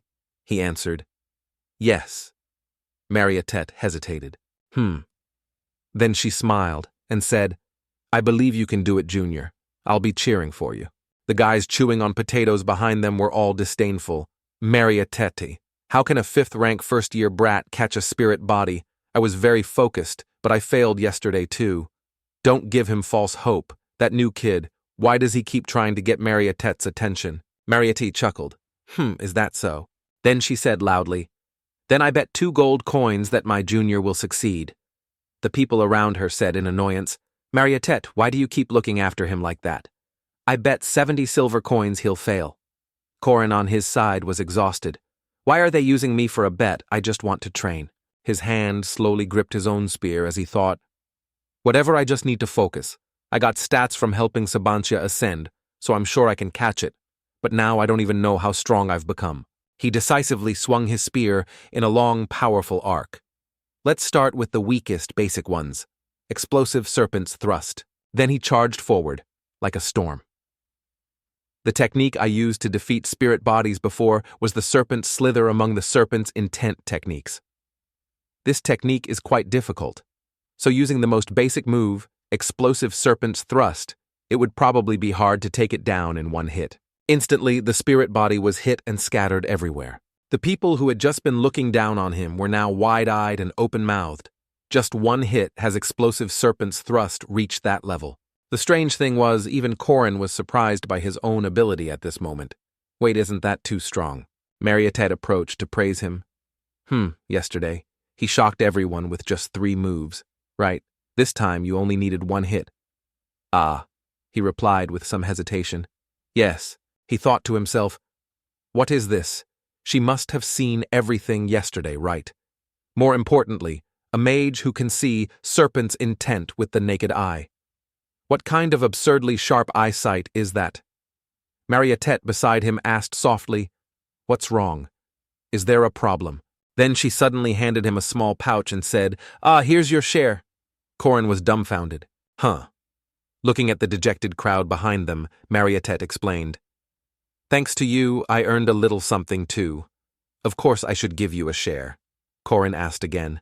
"My share?" Mariette wondered. "What, you don't like it?" He smiled slyly and thought, "Of course I like it.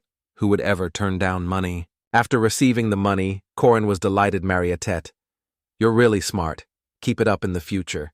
Night fell, and the full moon illuminated the entire sky.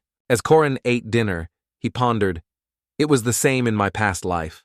I fought hard to refine my martial arts, and it's the same now. I'm about to reach the 5th of the 6 steps to enlightenment. He ate one cake after another. There's still a long way to go, but my spearmanship is improving faster than I thought, so I'm not that worried.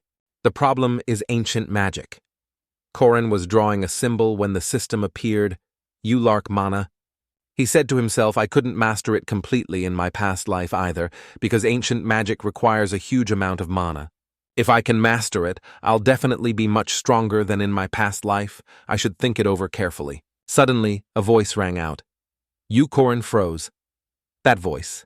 No matter how much I hone my spearmanship and master ancient magic, the bastard I could never defeat is already at this academy. The only woman that even Park Si-hoo could not kill, one of the most powerful forces in the legend of Ahan's heroes. The infamous balance breaker. The girl sitting there is the one known as the extraordinary Yaksha Warren. He wondered, why did she suddenly appear here, and she's talking to me too. I don't know the reason, but I'll just ignore her and leave. I can't handle this bombshell. Warren spoke, but her words were intermittent and hard to understand. You have been merged. Warren's eyes were as cold as ice, her deep voice echoing steadily. I don't think you are the owner of that body. Corin froze, sweat pouring down like he was in a shower, huh? He wondered to himself, how does she know I've possessed this body? His eyes widened, his pupils constricting, confirming what Warren had just stated. Chapter 8. Warren sat still, thinking to herself, it seems to be one body with 2 souls, a human and a demon beast, coexisting. Warren's very existence was a defiance of nature. It is said that the yin-yang eyes of those on the border between life and death can see the color of souls. Perhaps it would be stranger if she didn't notice. Corin's gaze on the other person was extremely focused and sharp. Warren suddenly spoke up, asking, how was it? What did it feel like to crush and devour that original soul? He calmly crossed his arms and replied, I don't know. Warren questioned him in astonishment. What? In my past life, this also troubled me greatly. Are Corinlock and I 2 different people? Are the assimilated memories truly Corinlock's and not my own memories? If so, who was the me that attended the all-boys middle school, the all-boys high school, and majored in military fluid dynamics? The image of Corin lying stretched out on the water, his vacant eyes staring far into the distance. He thought, but it was all futile. Warren was different. She said seriously, because that body is truly the original. The true owner of that body is not you. You are just a thief who has seized it. You have no right to control that body. Every single word struck at a truth that few knew. Corin suddenly told an unrelated story. In a neighborhood near my hometown, there was a guy who would turn into a green giant whenever he got angry. His name is Brooks. Do you know him? Hearing this, Warren was a bit bewildered and asked back, Brew, what? Corin acted like a lunatic, laughing and putting on a show. The funnier thing is that these 2 opposite personalities hate each other. What do you think? It's very interesting, isn't it? Because they're good at different things. This left Warren completely confused, sitting in silence. He then seriously presented his case. Anyway, what I mean is, whether it's the original soul or a newly formed one, they both have different personalities, and isn't that how they coexist? The corners of his mouth turned up slightly, revealing a very bright smile. His words also came out naturally and gently. Whether we like it or not, we were born in one body, because when you're born, no one is guilty of anything. Warren seemed stunned, as if stopped by some force. After waiting for a long while as the wind blew, Warren began to speak. In this world, there are some whose very birth is a sin. Corin thought to himself, I know her anguish all too well when she says that. But now, without any hesitation, he decisively turned and walked away, not forgetting to call back. See you later. Warren just remained silent, not even turning her head to look at him. The next day, Corin was walking down a path searching for something. Let's see, it should be in the southern part of the academy. The only reason I left the dormitory before I could hear the birds chirping to signal the start of the weekend was the quest board. By taking on quests big and small here, I can level up for the next main quest. This means it's necessary for my progress. However, my goal isn't to level up, so I don't need to be too picky. I just want to test this one thing. His eyes focused on the request papers above. Then, he was suddenly drawn to the girl next to him. Anyway, why is she looking so intently?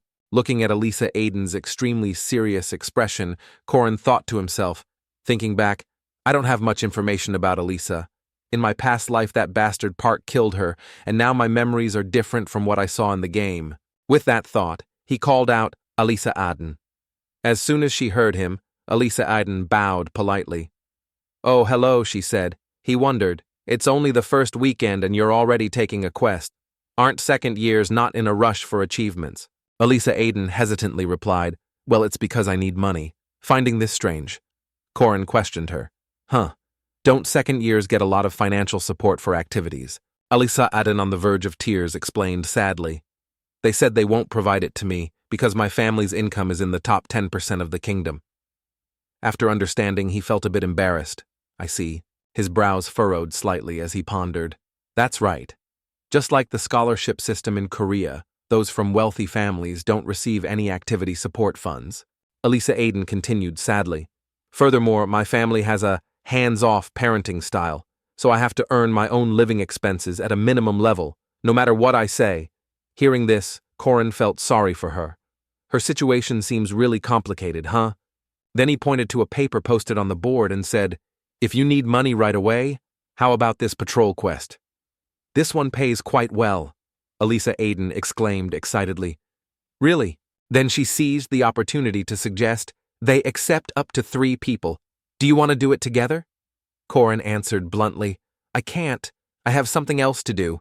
Without hesitation, he grabbed a quest slip with a small scribbled drawing of a cat on it. My precious weekend, I'll choose the most worthwhile one, which is completing this quest and quickly increasing my stats.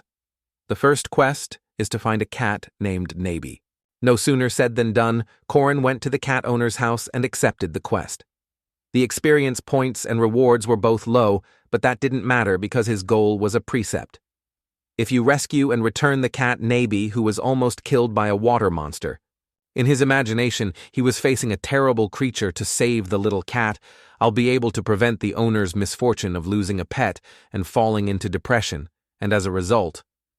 After finding the kitten, little Anna was so happy she burst into tears while the cat looked on with a clueless expression. The system announced duty fulfilled. You were not indifferent to the misfortune of Anna Macmillan. Difficulty E, reward 5 points, distributed evenly. Corin laughed like a madman with delight. Excellent. The precept really works like that. Even small quests will help me increase my stats a lot. Meanwhile, Anna ran away in fear, and it's likely he was the one who scared her into crying. Mommy, that person is so weird. Corin continuously took on quests to help people and eliminate evil obsessed with points. Then he even retrieved a lost ring for someone, his mind repeating 2 words like a madman points. Suddenly he remembered something that made him pause for a few seconds. Wait. There's a quest more important than points. I even made a note of it before going out today. I almost forgot. The scene shifts to a very strange-looking house where someone's voice shouts, "This isn't it." It turned out to be Yoon Kye-jo's slamming the table and causing a ruckus. This isn't it either. For some unknown reason, Yoon Kye-jo's was so angry that he even broke an innocent table. I've made a sauce created from over 10 ingredients like garlic, carrots, and chili peppers. But the sauce that fulfills my wish, one that makes even cold chicken delicious, I haven't been able to find it yet. Suddenly a voice came from behind. Not that one.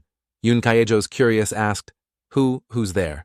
Corin stood majestically at the door, the light shining on him unknowingly turning him into a main character with a radiant aura. Admalt. Your problem will be solved. Then he casually left like a madman. Ha. All right, I'm off. I must have terrible luck to run into this guy. What's wrong with that crazy person? Then he mocked his advice. What kind of idiot would add malt? Adding this won't change anything. But as soon as he tried adding a little, he was slapped in the face and shouted in amazement, this aroma, this flavor, this is it. Outside, Corin flicked his hair coolly and walked away. This is the quest I absolutely must complete. This world would be chaotic without seasoned chicken. The system announced again, duty fulfilled. Do not be indifferent to the misfortune of Yoon Kye-jo's difficulty. Reward, 5 points, distributed evenly. He frowned as if he couldn't believe his eyes. What is this? This still works with the precept? I just wanted to satisfy a personal craving. Then he cheered with delight and excitement. Wonderful. That's right. Someone who makes seasoned fried chicken can't be a bad person. Then he stood in the middle of town laughing like a lunatic who had just escaped an asylum. Ha ha ha ha, unaware that Warren was watching from a rooftop above. Warren, with her usual indifferent and emotionless expression, spoke, a strange person. Professor Josephine suddenly appeared behind her and said, "You're here. I left you alone because you didn't leave the city, but you should at least get an exit permit before you go right." Warren didn't answer, just turned her head and walked away. Professor Josephine was a little taken aback by her action. In Warren's mind right now, she still remembered Corin's earlier words, because being born is not a sin. It's a happy thing. Then she contrasted it with the callous words of a certain man who had once condemned her, "You should never have been born." Thinking of that, Warren just stood silently high above, watching the crimson sunset slowly fade. The next morning at the hunting grounds, a dense forest, Professor Josephine was announcing the rules. Today, all first-year students will be evaluated based on their survival skills at these hunting grounds. If you can reach the hut at the northern end of the forest, you will provisionally pass. Professor Josephine instructed carefully. Wear the armband corresponding to your rank. You will need to return it at the hut at the finish point. You will receive points based on the time you reach the finish line with that armband, and the reward you receive will correspond to the points you have. Corin thought. As expected, Warren didn't show up. Anyway, Warren isn't allowed to participate in practical sessions, probably due to fairness issues. Suddenly, a voice called out. Corin. Hearing that, he turned back and said softly, "Elisa. Did you complete the quest successfully?" "Elisa?" Aiden replied, "Yes, thanks to you. I earned some living expenses." He said, "I'm glad it was helpful." Then he suddenly offered her a rather large round candy and asked, do you want some candy? I meant to buy it for my sister, but it's too sweet for me to eat." Elisa Aiden exclaimed excitedly, "What a honey bomb candy! Can I really eat something this precious?" Professor Josephine announced, "All right, students, the hunting grounds test begins." As soon as the whip was cracked, a magic circle instantly appeared covering the entire sky, leaving everyone astonished. Only Corin was very relaxed, enjoying it. I've seen countless mages, but to use spatial magic for this many people, it can only be Professor Josephine, still the same as ever, great archmage. In a flash, he was teleported to a strange forest.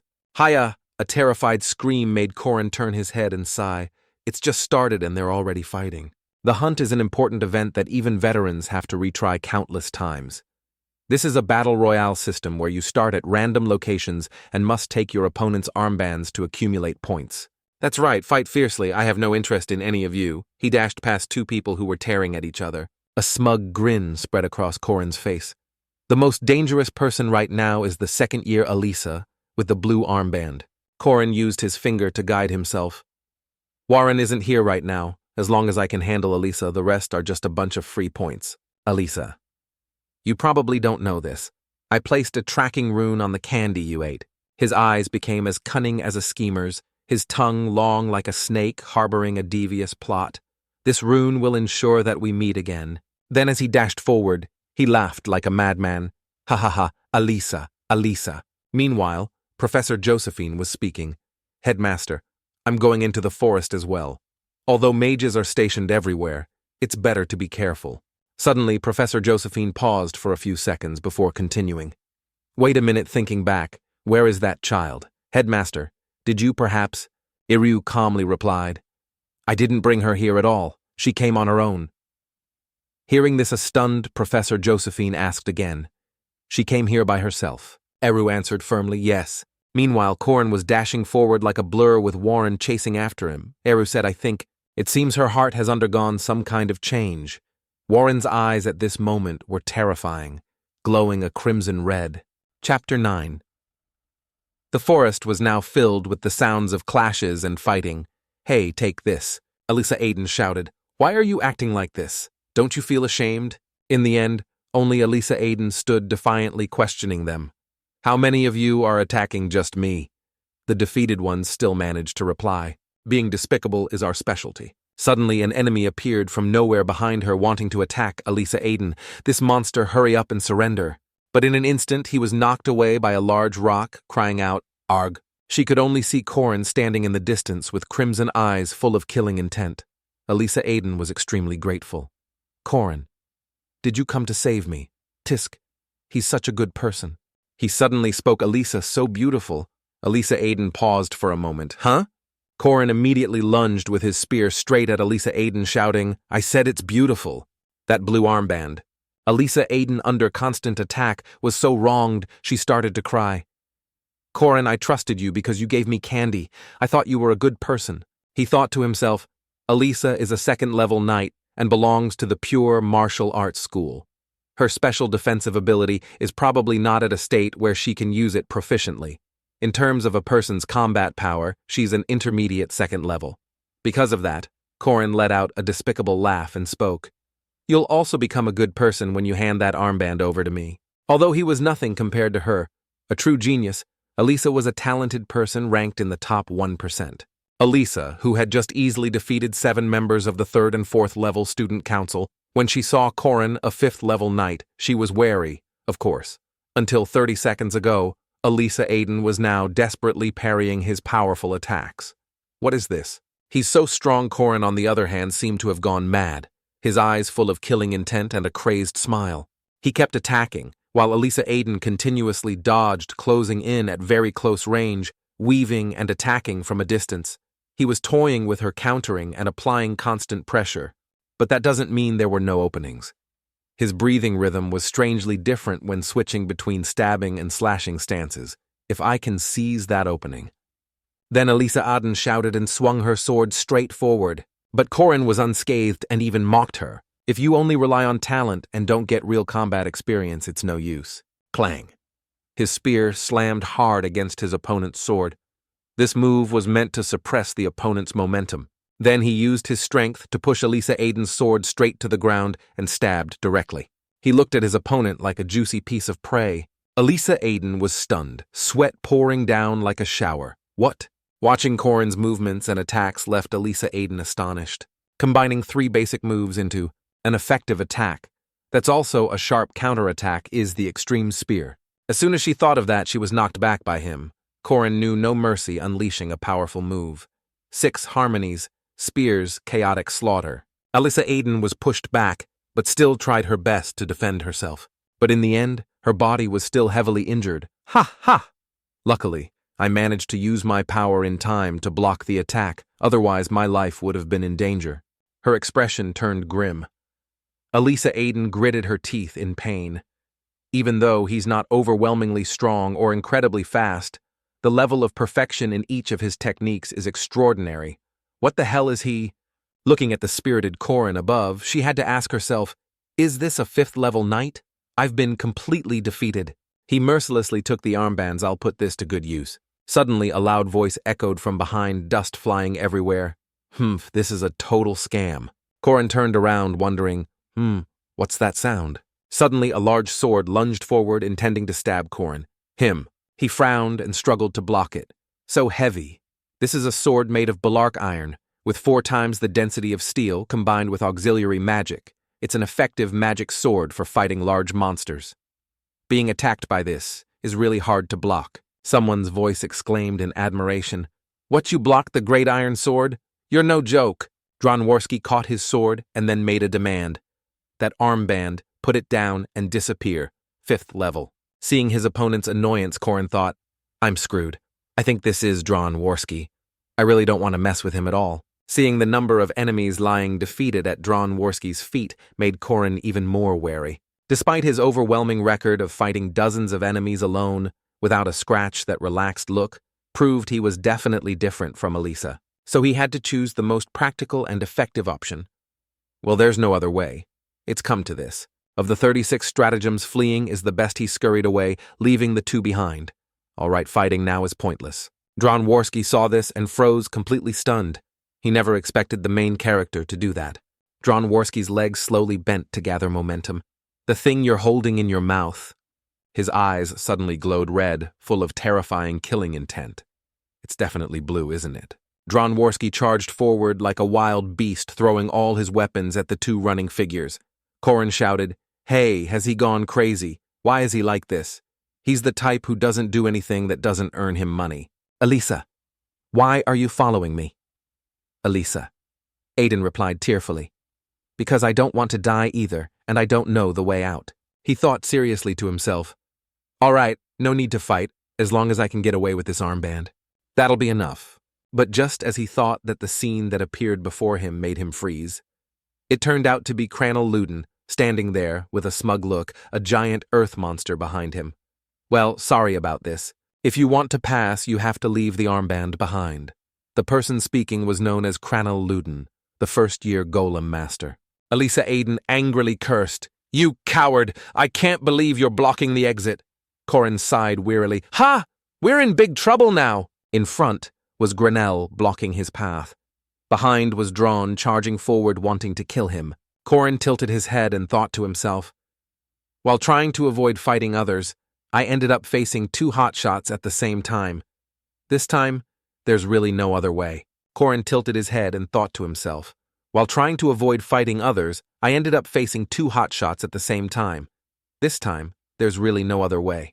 Corin calmly replied, "If this fight is unavoidable, then I have no choice but to face it." The three of them immediately rushed at each other, starting a fierce battle. A short while later, as the sky began to darken, Corin gently knocked on the door of the house. A voice came from inside. "Oh my, it seems the champion has arrived. May I ask who it is?"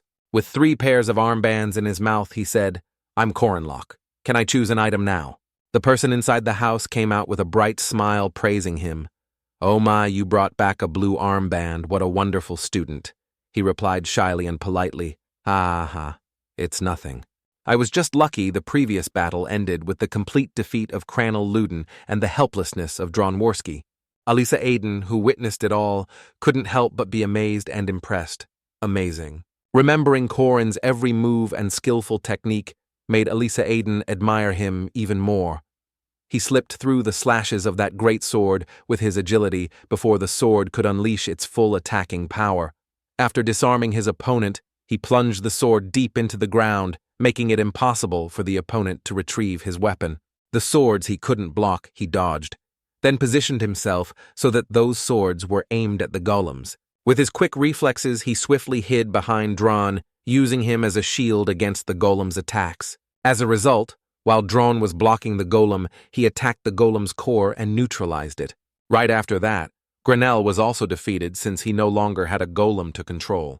With his agility, judgment, and even determination, he showed that he was someone who had fought hundreds, thousands of times. Everything was decided in just a brief moment. Elisa. Aden still couldn't believe her eyes. That must be experience forged over a long period of time. He's so young. How can he be that good?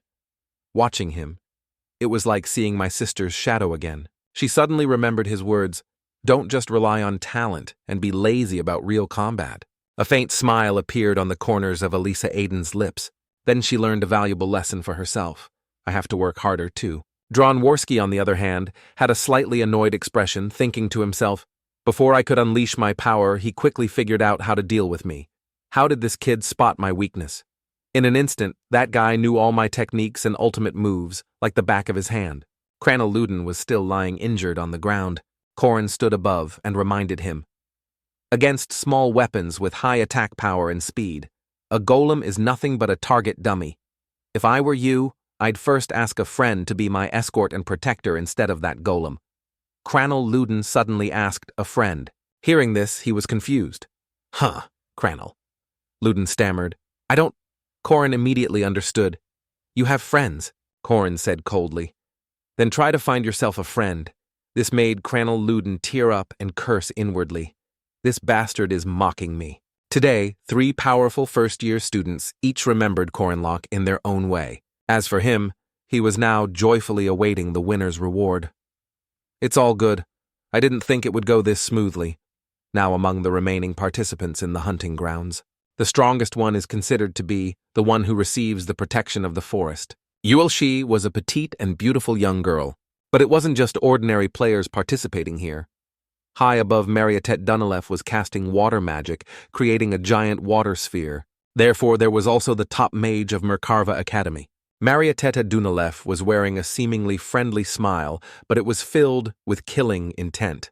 The water sphere fell as if wanting to create a tsunami to wash everything away. A drenched Yule was on the verge of tears because she was helping with the training of other members by taking on the role of a monster for Yule. This was the first time she had met an opponent who was too much for her. And so the training process at the hunting grounds ended. Marietet Dunalev sat down and asked, "Are you a new student?" "Hello, I'm Marietet," Yael stammered. "My name is Yael." She had thought so, Marietet continued. "So what about that person over there?"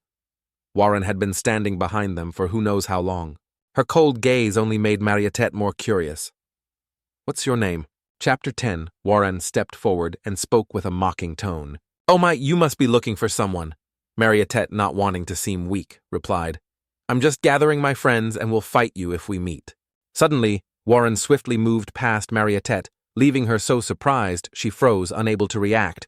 But Marietet immediately countered by creating a large mountain of ice in front of Warren. "My apologies. You can ignore me, but according to the rules, I'm still a monster, you know, so I can't do that to you." Although Marietet's voice and appearance were very cute, her words were full of hidden meaning. Hearing this, Warren turned to look at her with a cold expression and said, "How annoying." Meanwhile, at the shop, Corin's excited voice echoed from inside, a total of 117 points. "It's been a long time since I've seen a score like this. Can I choose my reward?" The rewards were already laid out, just waiting for him to choose. There was a boar-slaying dagger, a protective leather jacket, shark bear bile, and many other enticing items. Corin looked and fell into thought. The most valuable item is the shark bear bile, but I came here with a plan already. After a minute of deliberation, Corin made his decision. I'll take this. Seeing this, the shopkeeper smiled and praised him. "Oh, you have a good eye for choosing that ginseng seed," the kind shopkeeper asked again. "So what about the remaining 17 points?" Corin had to ponder again. With 17 points. A moment later, Corin held up 2 reward cards, including a 6-point plant nutrient supplement and a 10-point pair of earplugs, and said cheerfully, "Please, I'll take these." Then he joyfully walked out of the shop. Man shopping is great. Ahead of him was a scene of devastation with clinically unconscious soldiers. At this moment, Jaeger's excited voice echoed throughout the forest. "Even after playing it 1,000 times, it's never been this smooth. Not to mention, this is the first time I've seen so many of them complete this part. Oh, second place and 19 more points. Lack, huffing and puffing ran after him. I have 15 points. Corin stood there praising them generously. You two worked well together. Hearing the praise, Jaeger was so pleased his nose puffed up. This game is easy. Let's train in the physical training room tonight too. On another side, Corin spoke up. If you still have the energy to go to the gym, help me find the cores of those golems. Luden flinched and turned to look, seeming very reluctant. Of course Corin wouldn't let Luden off easily. They're very valuable, aren't they? We'll help you. Luden, startled, replied. It's fine. Corin immediately cornered Luden. At times like this, you should say thank you. Looking at Luden, Corin remembered his past life. I worked a lot with Cranel Luden. There aren't many heavy tanks as good as golems in semi-large monster battles. Everything is coming to an end. Second-rank mage Cranel Luden is restoring the golem's core. Second-rank knight Elisa Aiden is injured. Second-rank knight Dron Worski has run out of energy. Second-rank mage Yule has fainted. Corin wearily helped Yuel up, thinking, how could she die here? What are the professors doing if life is so important? She probably just fainted. Yuel, looking pitiful, said Marietet, that girl, she... Suddenly, a terrifying roar came from the forest. Corin said in alarm, What's happening? A horde of all kinds of beasts charged forward at lightning speed. Seeing this, Yuel urged them, Run, Marietet. Corin frowned and wondered, what about Marietet? A natural talent for magical analysis combined with God-given mana energy, a mage who seemed to have never experienced despair, disappointment, or failure. That was Marietet, a talent that would follow in the footsteps of the senior professor, Josephine. As people say, Marietet is truly a genius. To Marietet, this hunting ground is like a playground. She just needed to control the difficulty and help her juniors grow, just like a senior would. That's how she usually did things. When at a disadvantage in a fight, Mariette would try to calm herself and think, I need to analyze. But she didn't have time to do that as Warren leaped up, preparing to attack. Mariette also tried to use a spell to stop her. However, it was nothing compared to Warren. Seeing the situation getting increasingly difficult, Mariette frowned. Disc. I can't block her attacks with just basic magic. What kind of magic?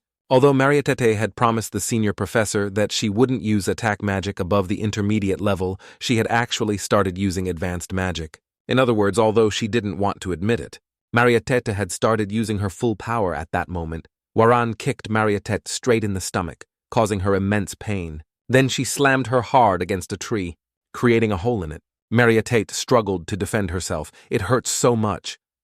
Right now, Mariette was trembling in fear, begging, don't come near me, because the thing in front of her wasn't a knight, a mage, or any kind of game.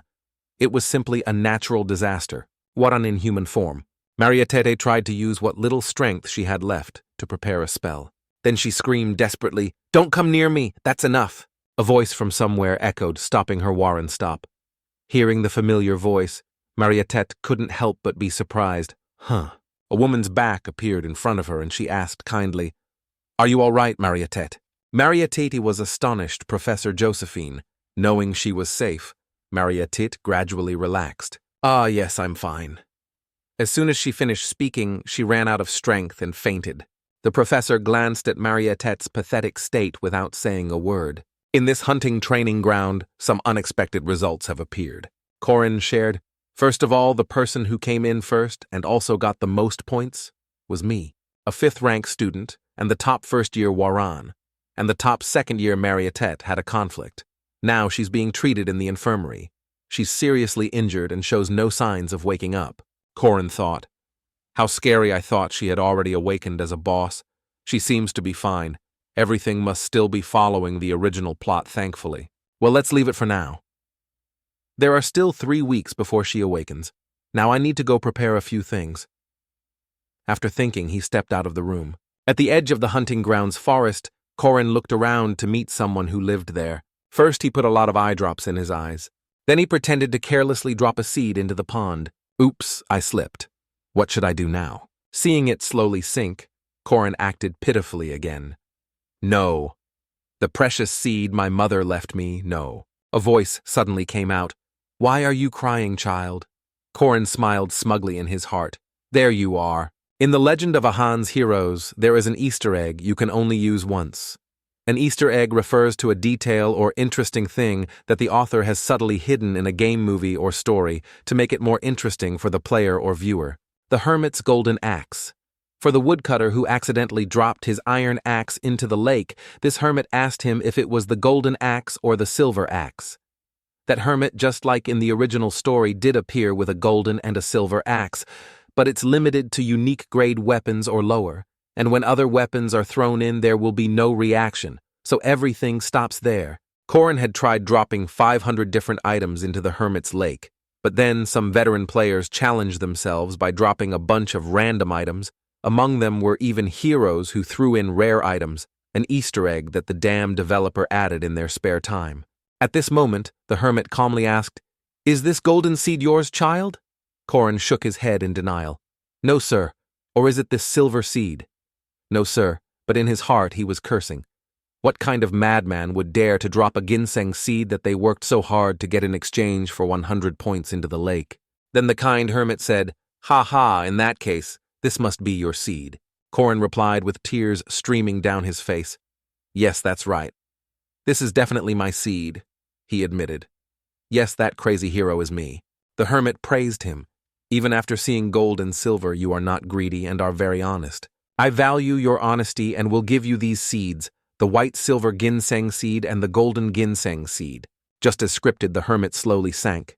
Well then, farewell, ho-ho. Corin kowtowed in gratitude. Thank heavens, thank you, sir.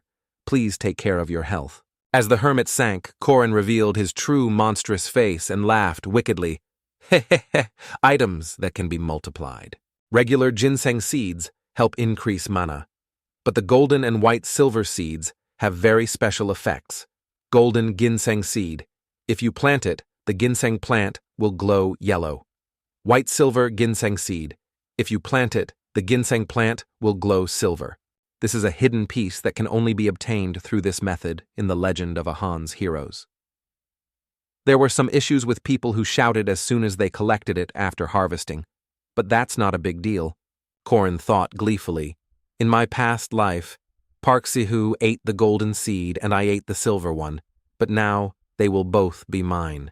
What makes Mariatet become the first boss and awaken as a special vampire is the real quest that will take place in the next 3 weeks, the encounter with the murderous vampire of the city of Mist Yorn. Korin doesn't know how the demon clan's underling inside Mariatet awakened, but we still have time. That's also why I showed my strength to the strong second rankers, because no one wants to fight alongside a weak 5th rank knight, even if I ask. The first thing that interests them in a player is natural talent and strength. Korin calculated. Within a week they will fully recover. At that time I will propose forming a party. The first boss of the legend of Ahan's heroes, special vampire Mariatet Dunalef. On a full moon night, Mariatet suddenly sat up. Special vampire. Mariatet still has 3 weeks before she awakens.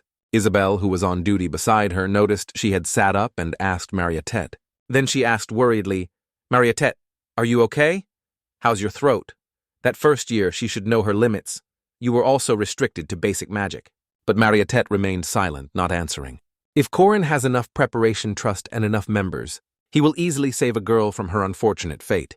Until then he will train Elisa, help the mercenary drone control his sword, recruit the druid of Avalorn Forest, and get closer to the golem sorcerer Grenell.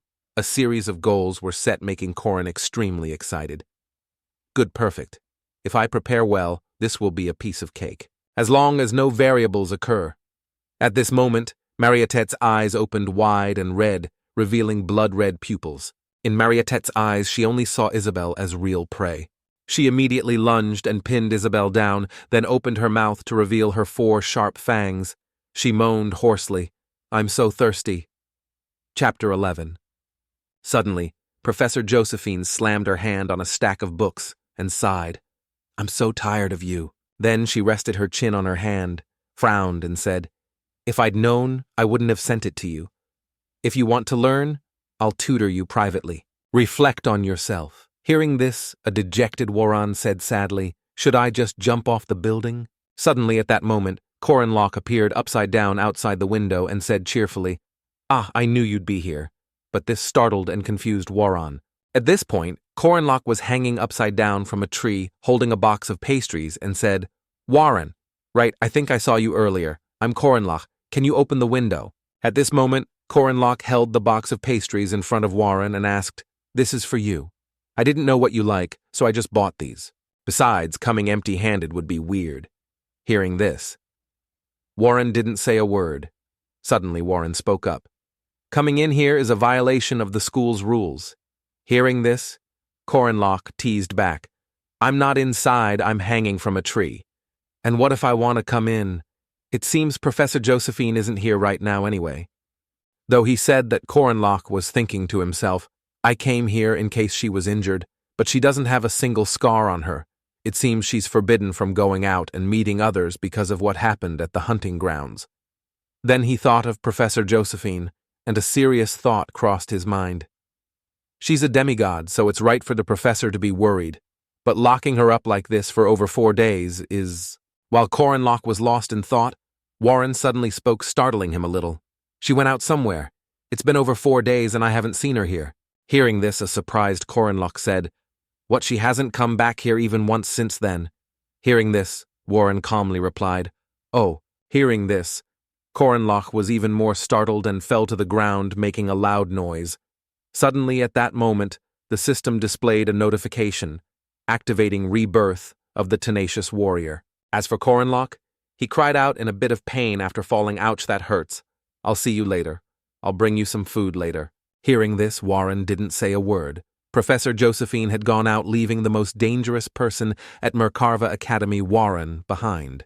Suddenly footsteps were heard approaching, along with a stream of thought. Something's not right. At this moment, 2 people, Professor Dema and a warrior representative from the magic department, Professor Dana, and from the night department, the brutal Professor Formack. The two were formerly guards were running hastily when Professor Dema asked, "Have you found her yet?" The warrior representative heard this and replied while running, "Not yet. I'll go check the outskirts of the city." The warrior representative's footsteps became even more urgent. Warren also noticed and thought to herself, "Those two are in a hurry as well. It can't be." Meanwhile, in another place, a soldier stood in front of a door blocking Corinlock and asked Corinlock, "What's the matter?" "Your meeting request was denied." Hearing this, Corinlock suddenly took out a very delicious-looking sandwich and a drink and said with a pleased expression, "Oh, it's not about that. You're a third-level security guard. Kron, right? Professor Josephine told me to bring you food and drinks." Hearing this, Kron took the food from Corinlock's hand without any suspicion and said, "Really? She really knows how to care for her subordinates." Meanwhile, Corinlock was thinking to himself, "My request to see Marietete was denied. The person guarding Marietete, Isabelle, is missing, and they even stationed guards outside the infirmary. I felt something was strange from the beginning." At this moment, Kron, without suspicion, started eating the food with gusto. Meanwhile, Corinlock continued to observe and think. "The more I think about it, the more it seems my suspicions are correct." But suddenly, after taking a bite of the sandwich, Kron immediately clutched his stomach in pain, only able to stammer a few words. This made Corinlock a little happy as he said, "Oh my, what's wrong, sir? Are you having a stomach ache? I think there's a restroom over there." Hearing this, Kron quickly ran off, but not without asking for a favor. "Can you stand guard for me for a bit? I need to use the restroom, but don't go inside." Hearing this, Corinlock waved his hand and replied, "Yes, sir. Take your time. I definitely won't go in there." After getting past one obstacle, Corinlock sighed to himself, but the thoughts kept swirling in Corinlock's head. "There's no way that's happening, right? There's still a whole month left. It's still too early now. Please, I hope my suspicions are wrong," as he thought. Corinlock was clenching a piece of cloth in front of him. Then he flung open the cloth in front of him and called out Marietete. But it didn't seem to be the person Corinlock was looking for, as he called out to the person in front of him, "Isabelle." Then, with some disappointment, he thought to himself, "Marietete should be lying here. Why is it Isabelle now? Wasn't she missing? There's no doubt anymore." Then he looked at the neck of the person called Isabelle, saw 2 round marks, as if she had been bitten, and confirmed his thoughts. This is what the professors are trying to hide, Marietete. Looking at the person in front of him, Corinlock thought angrily, "She has awakened as a vampire and become the final boss threat of Act 1. And besides that..." Then Corinlock sighed to himself, still holding the piece of cloth in his hand. Thoughts kept swirling in Corinlock's head. This is happening a full 3 weeks earlier than the original script. There is a 4-stage attack strategy to defeat the final boss of the first act. Then he thought about each stage one by one. Stage 1, quickly deal with the waves of monster attacks. Stage 2, trap her in magic circles. While in Stage 2, the person Corinlock was thinking of was imprisoned in an extremely dark and murky space. And after gaining the upper hand by dealing damage, Stage 3. We will directly confront the powerful enemy raging in the blood domain. At that moment, an image of Corinlock's enemy also appeared. When we defeat the enemy, it will transform into its final form, and the final stage will begin. At that point, the person Corinlock was thinking of seemed to have transformed into a true vampire. The core of this attack strategy is the final form, so maybe players aren't even needed. If the top names of the Academy's first year join forces, it won't be too difficult. As he thought this, Corin pictured his 4 friends. Then he thought with some regret to get to Stage 3. But at this point, Corin thought of the image of a tearful Elisa Aden, along with the image of a struggling Dronzer and Kranel Luden, and thought to himself, "Elisa Aden is injured because of me. Dronworski's weapon was destroyed also because of me. And Kranel Luden's golem core was destroyed and hasn't recovered also because of me." Then he thought, blaming himself, "Have I completely crippled all the renowned first-year students?" At this moment, Corinlock suddenly clutched his head, both shocked and angry, cursing to himself, "This is not good.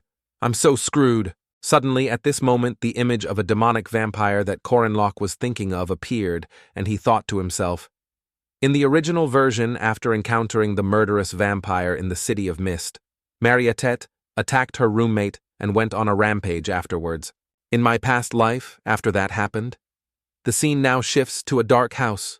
We were waiting for Marietete and Isabel, who were in the dormitory below, to quickly resolve everything.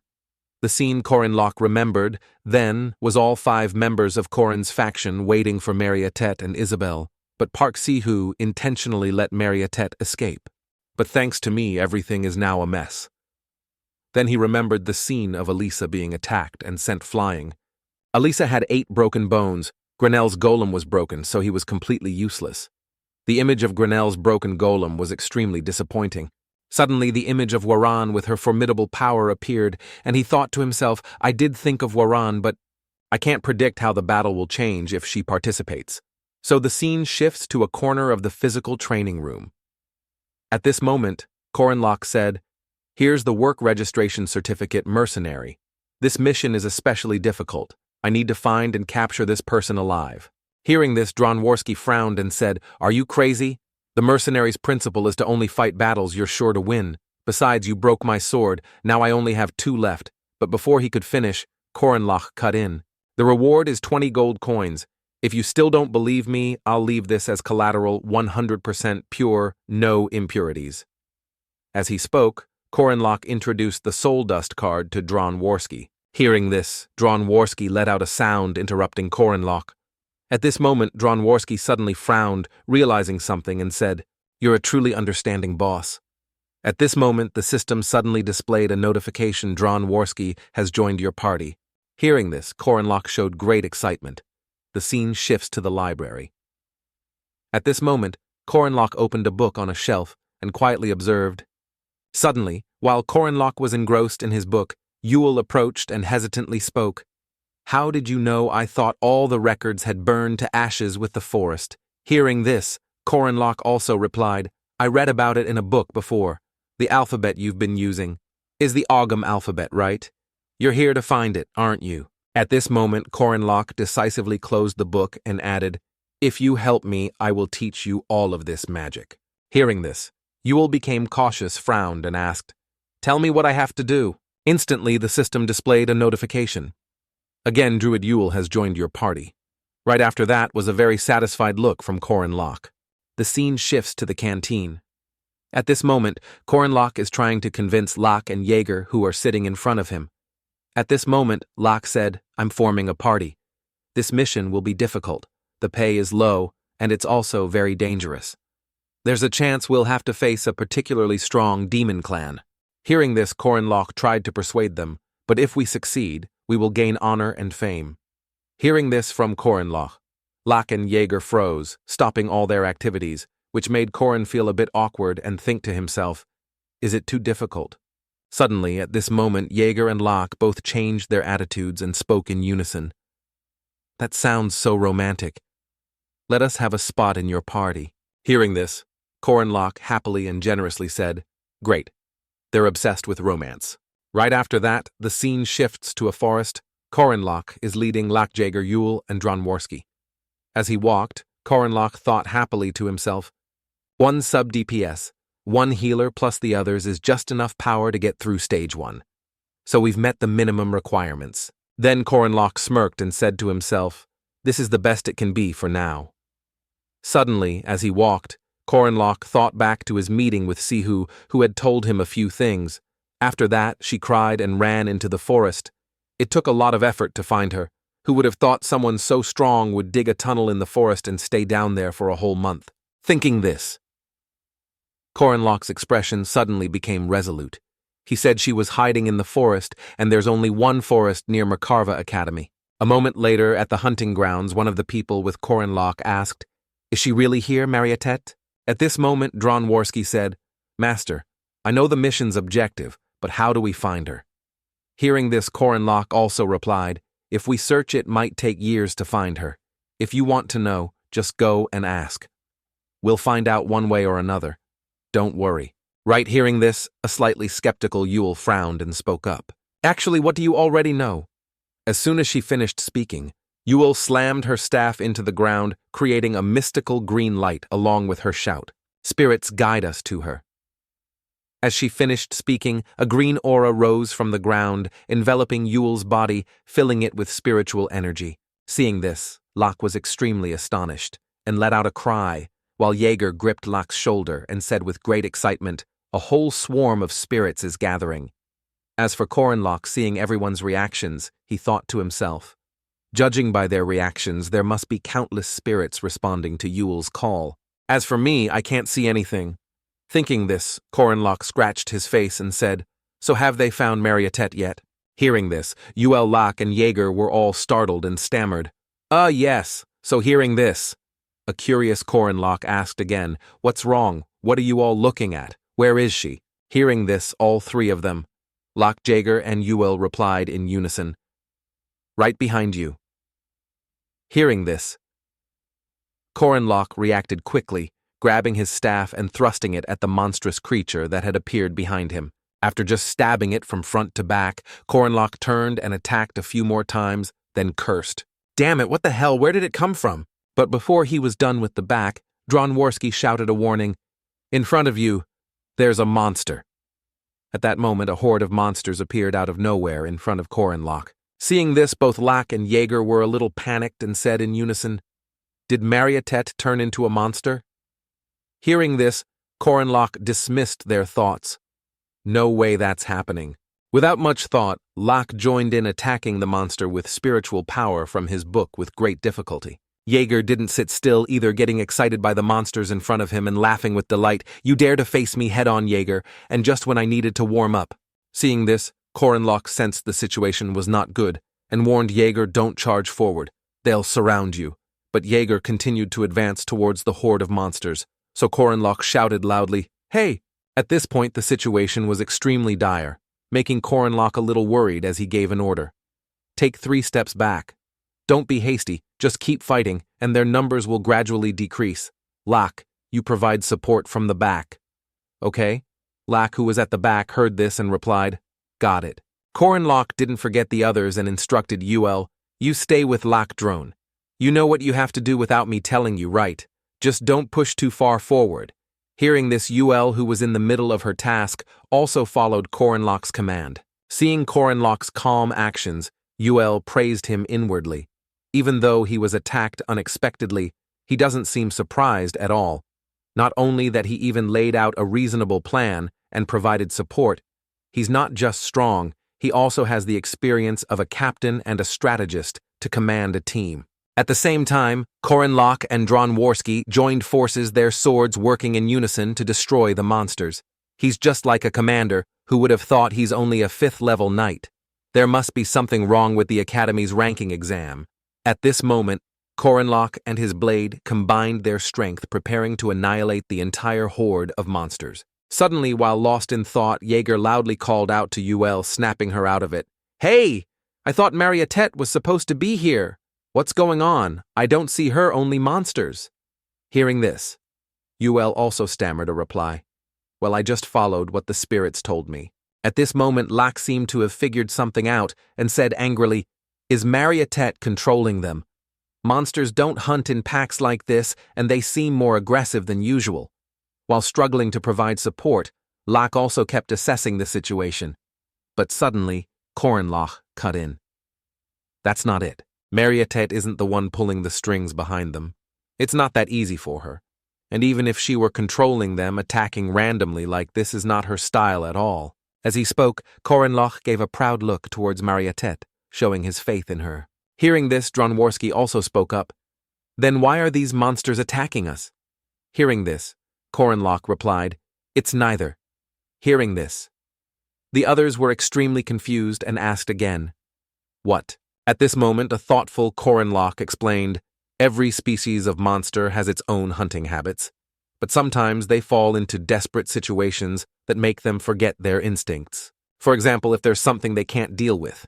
Hearing this, Jaeger, Yuel, Locke, and Dronzer were all extremely surprised by this, something that makes them run away when they face it. Marietet. Suddenly, at this moment, things became even stranger. It seemed like the next beast was about to appear. Seeing the critical situation, Locke warned, "Prepare for battle." You will Lack fall back at this moment. Lack, while frantically opening his book to provide support, complained, "Gulp, I can't even catch my breath." At this moment, Yule also said, "Is this far enough?" At this moment, Korenlock also asked for help. Dron Jaeger, take one step back and support me. Hearing this, Dron Warski seemed to have figured it out and said, "It seems you already have a plan in mind, so I trust you, my master."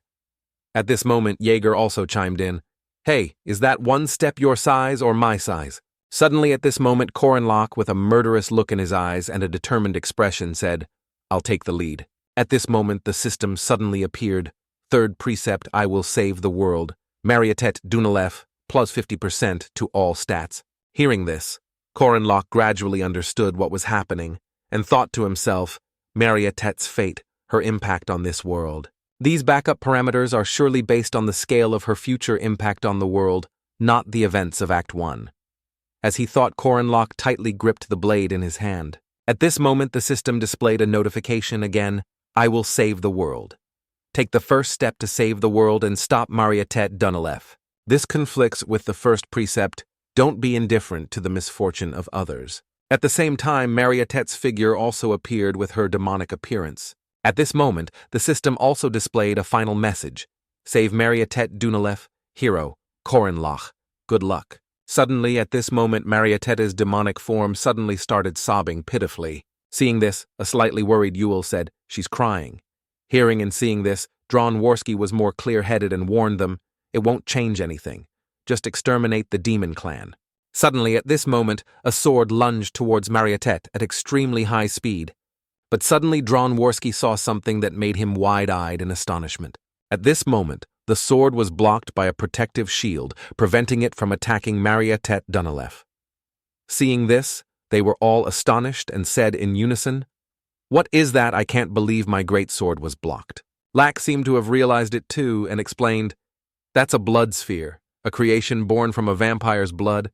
I didn't think a newly awakened vampire could have a blood sphere with her." Seeing this, Korenlock turned around with an extremely determined look in his eyes and said, "No need to be afraid. It was just born. It hasn't received her blood or magic yet. When it's not supplied with blood and magic from its master, it can't do anything but block attacks." Suddenly, Dron Warski said, "For a mage like me, facing an opponent with such defensive power is a big problem." Hearing this, Korenlock replied very calmly, "It'll be fine.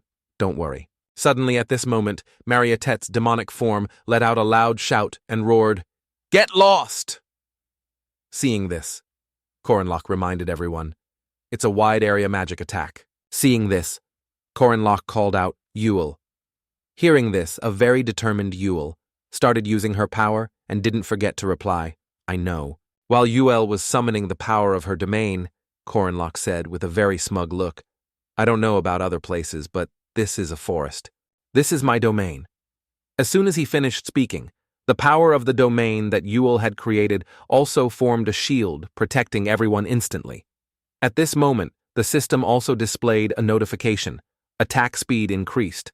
Soul protected from adverse effects.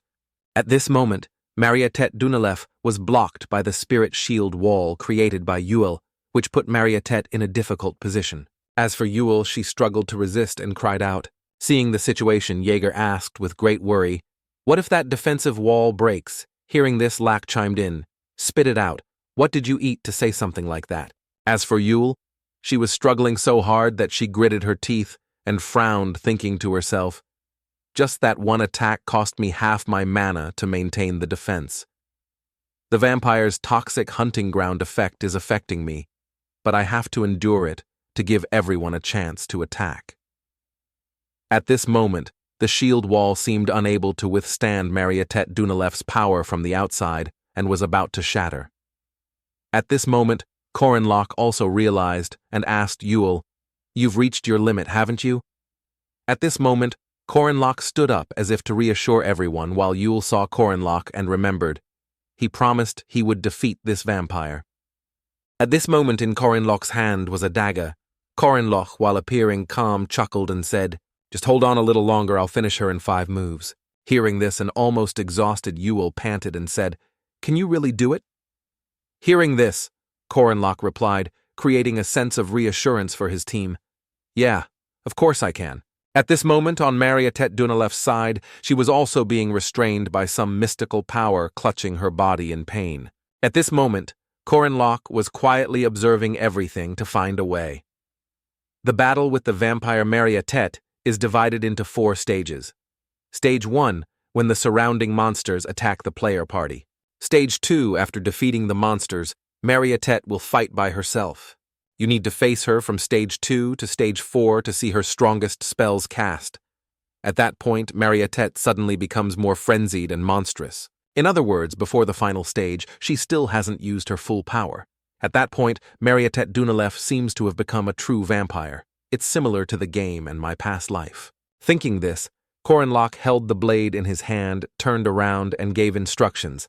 Locke, you leave quickly, a little before Yule. You can only use basic magic about 2 more times, so take care of yourself.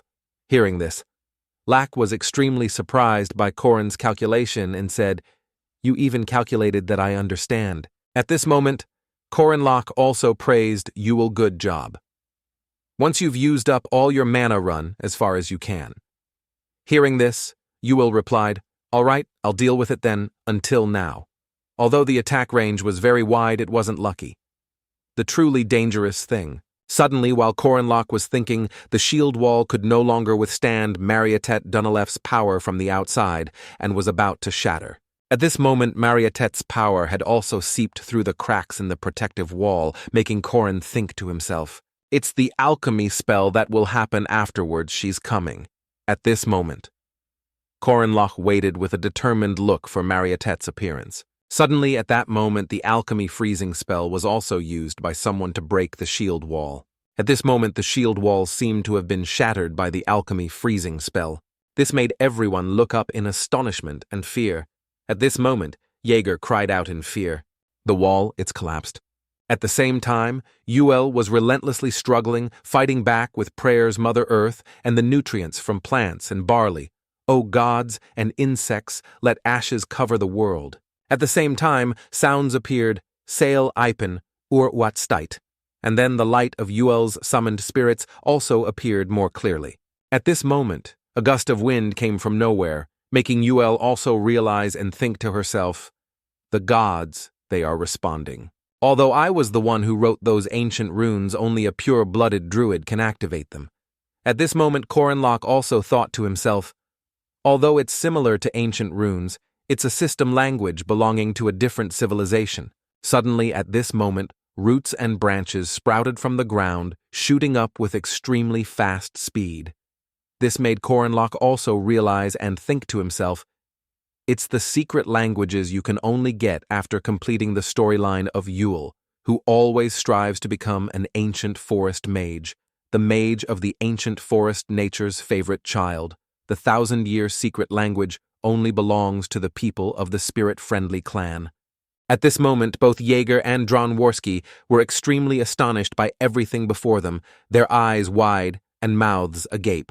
At this moment, the Willow Man appeared, a giant willow mannequin, with an incredibly large form made from the roots of the gods, with 5 eyes and a dark shape. It made everyone cry out in alarm.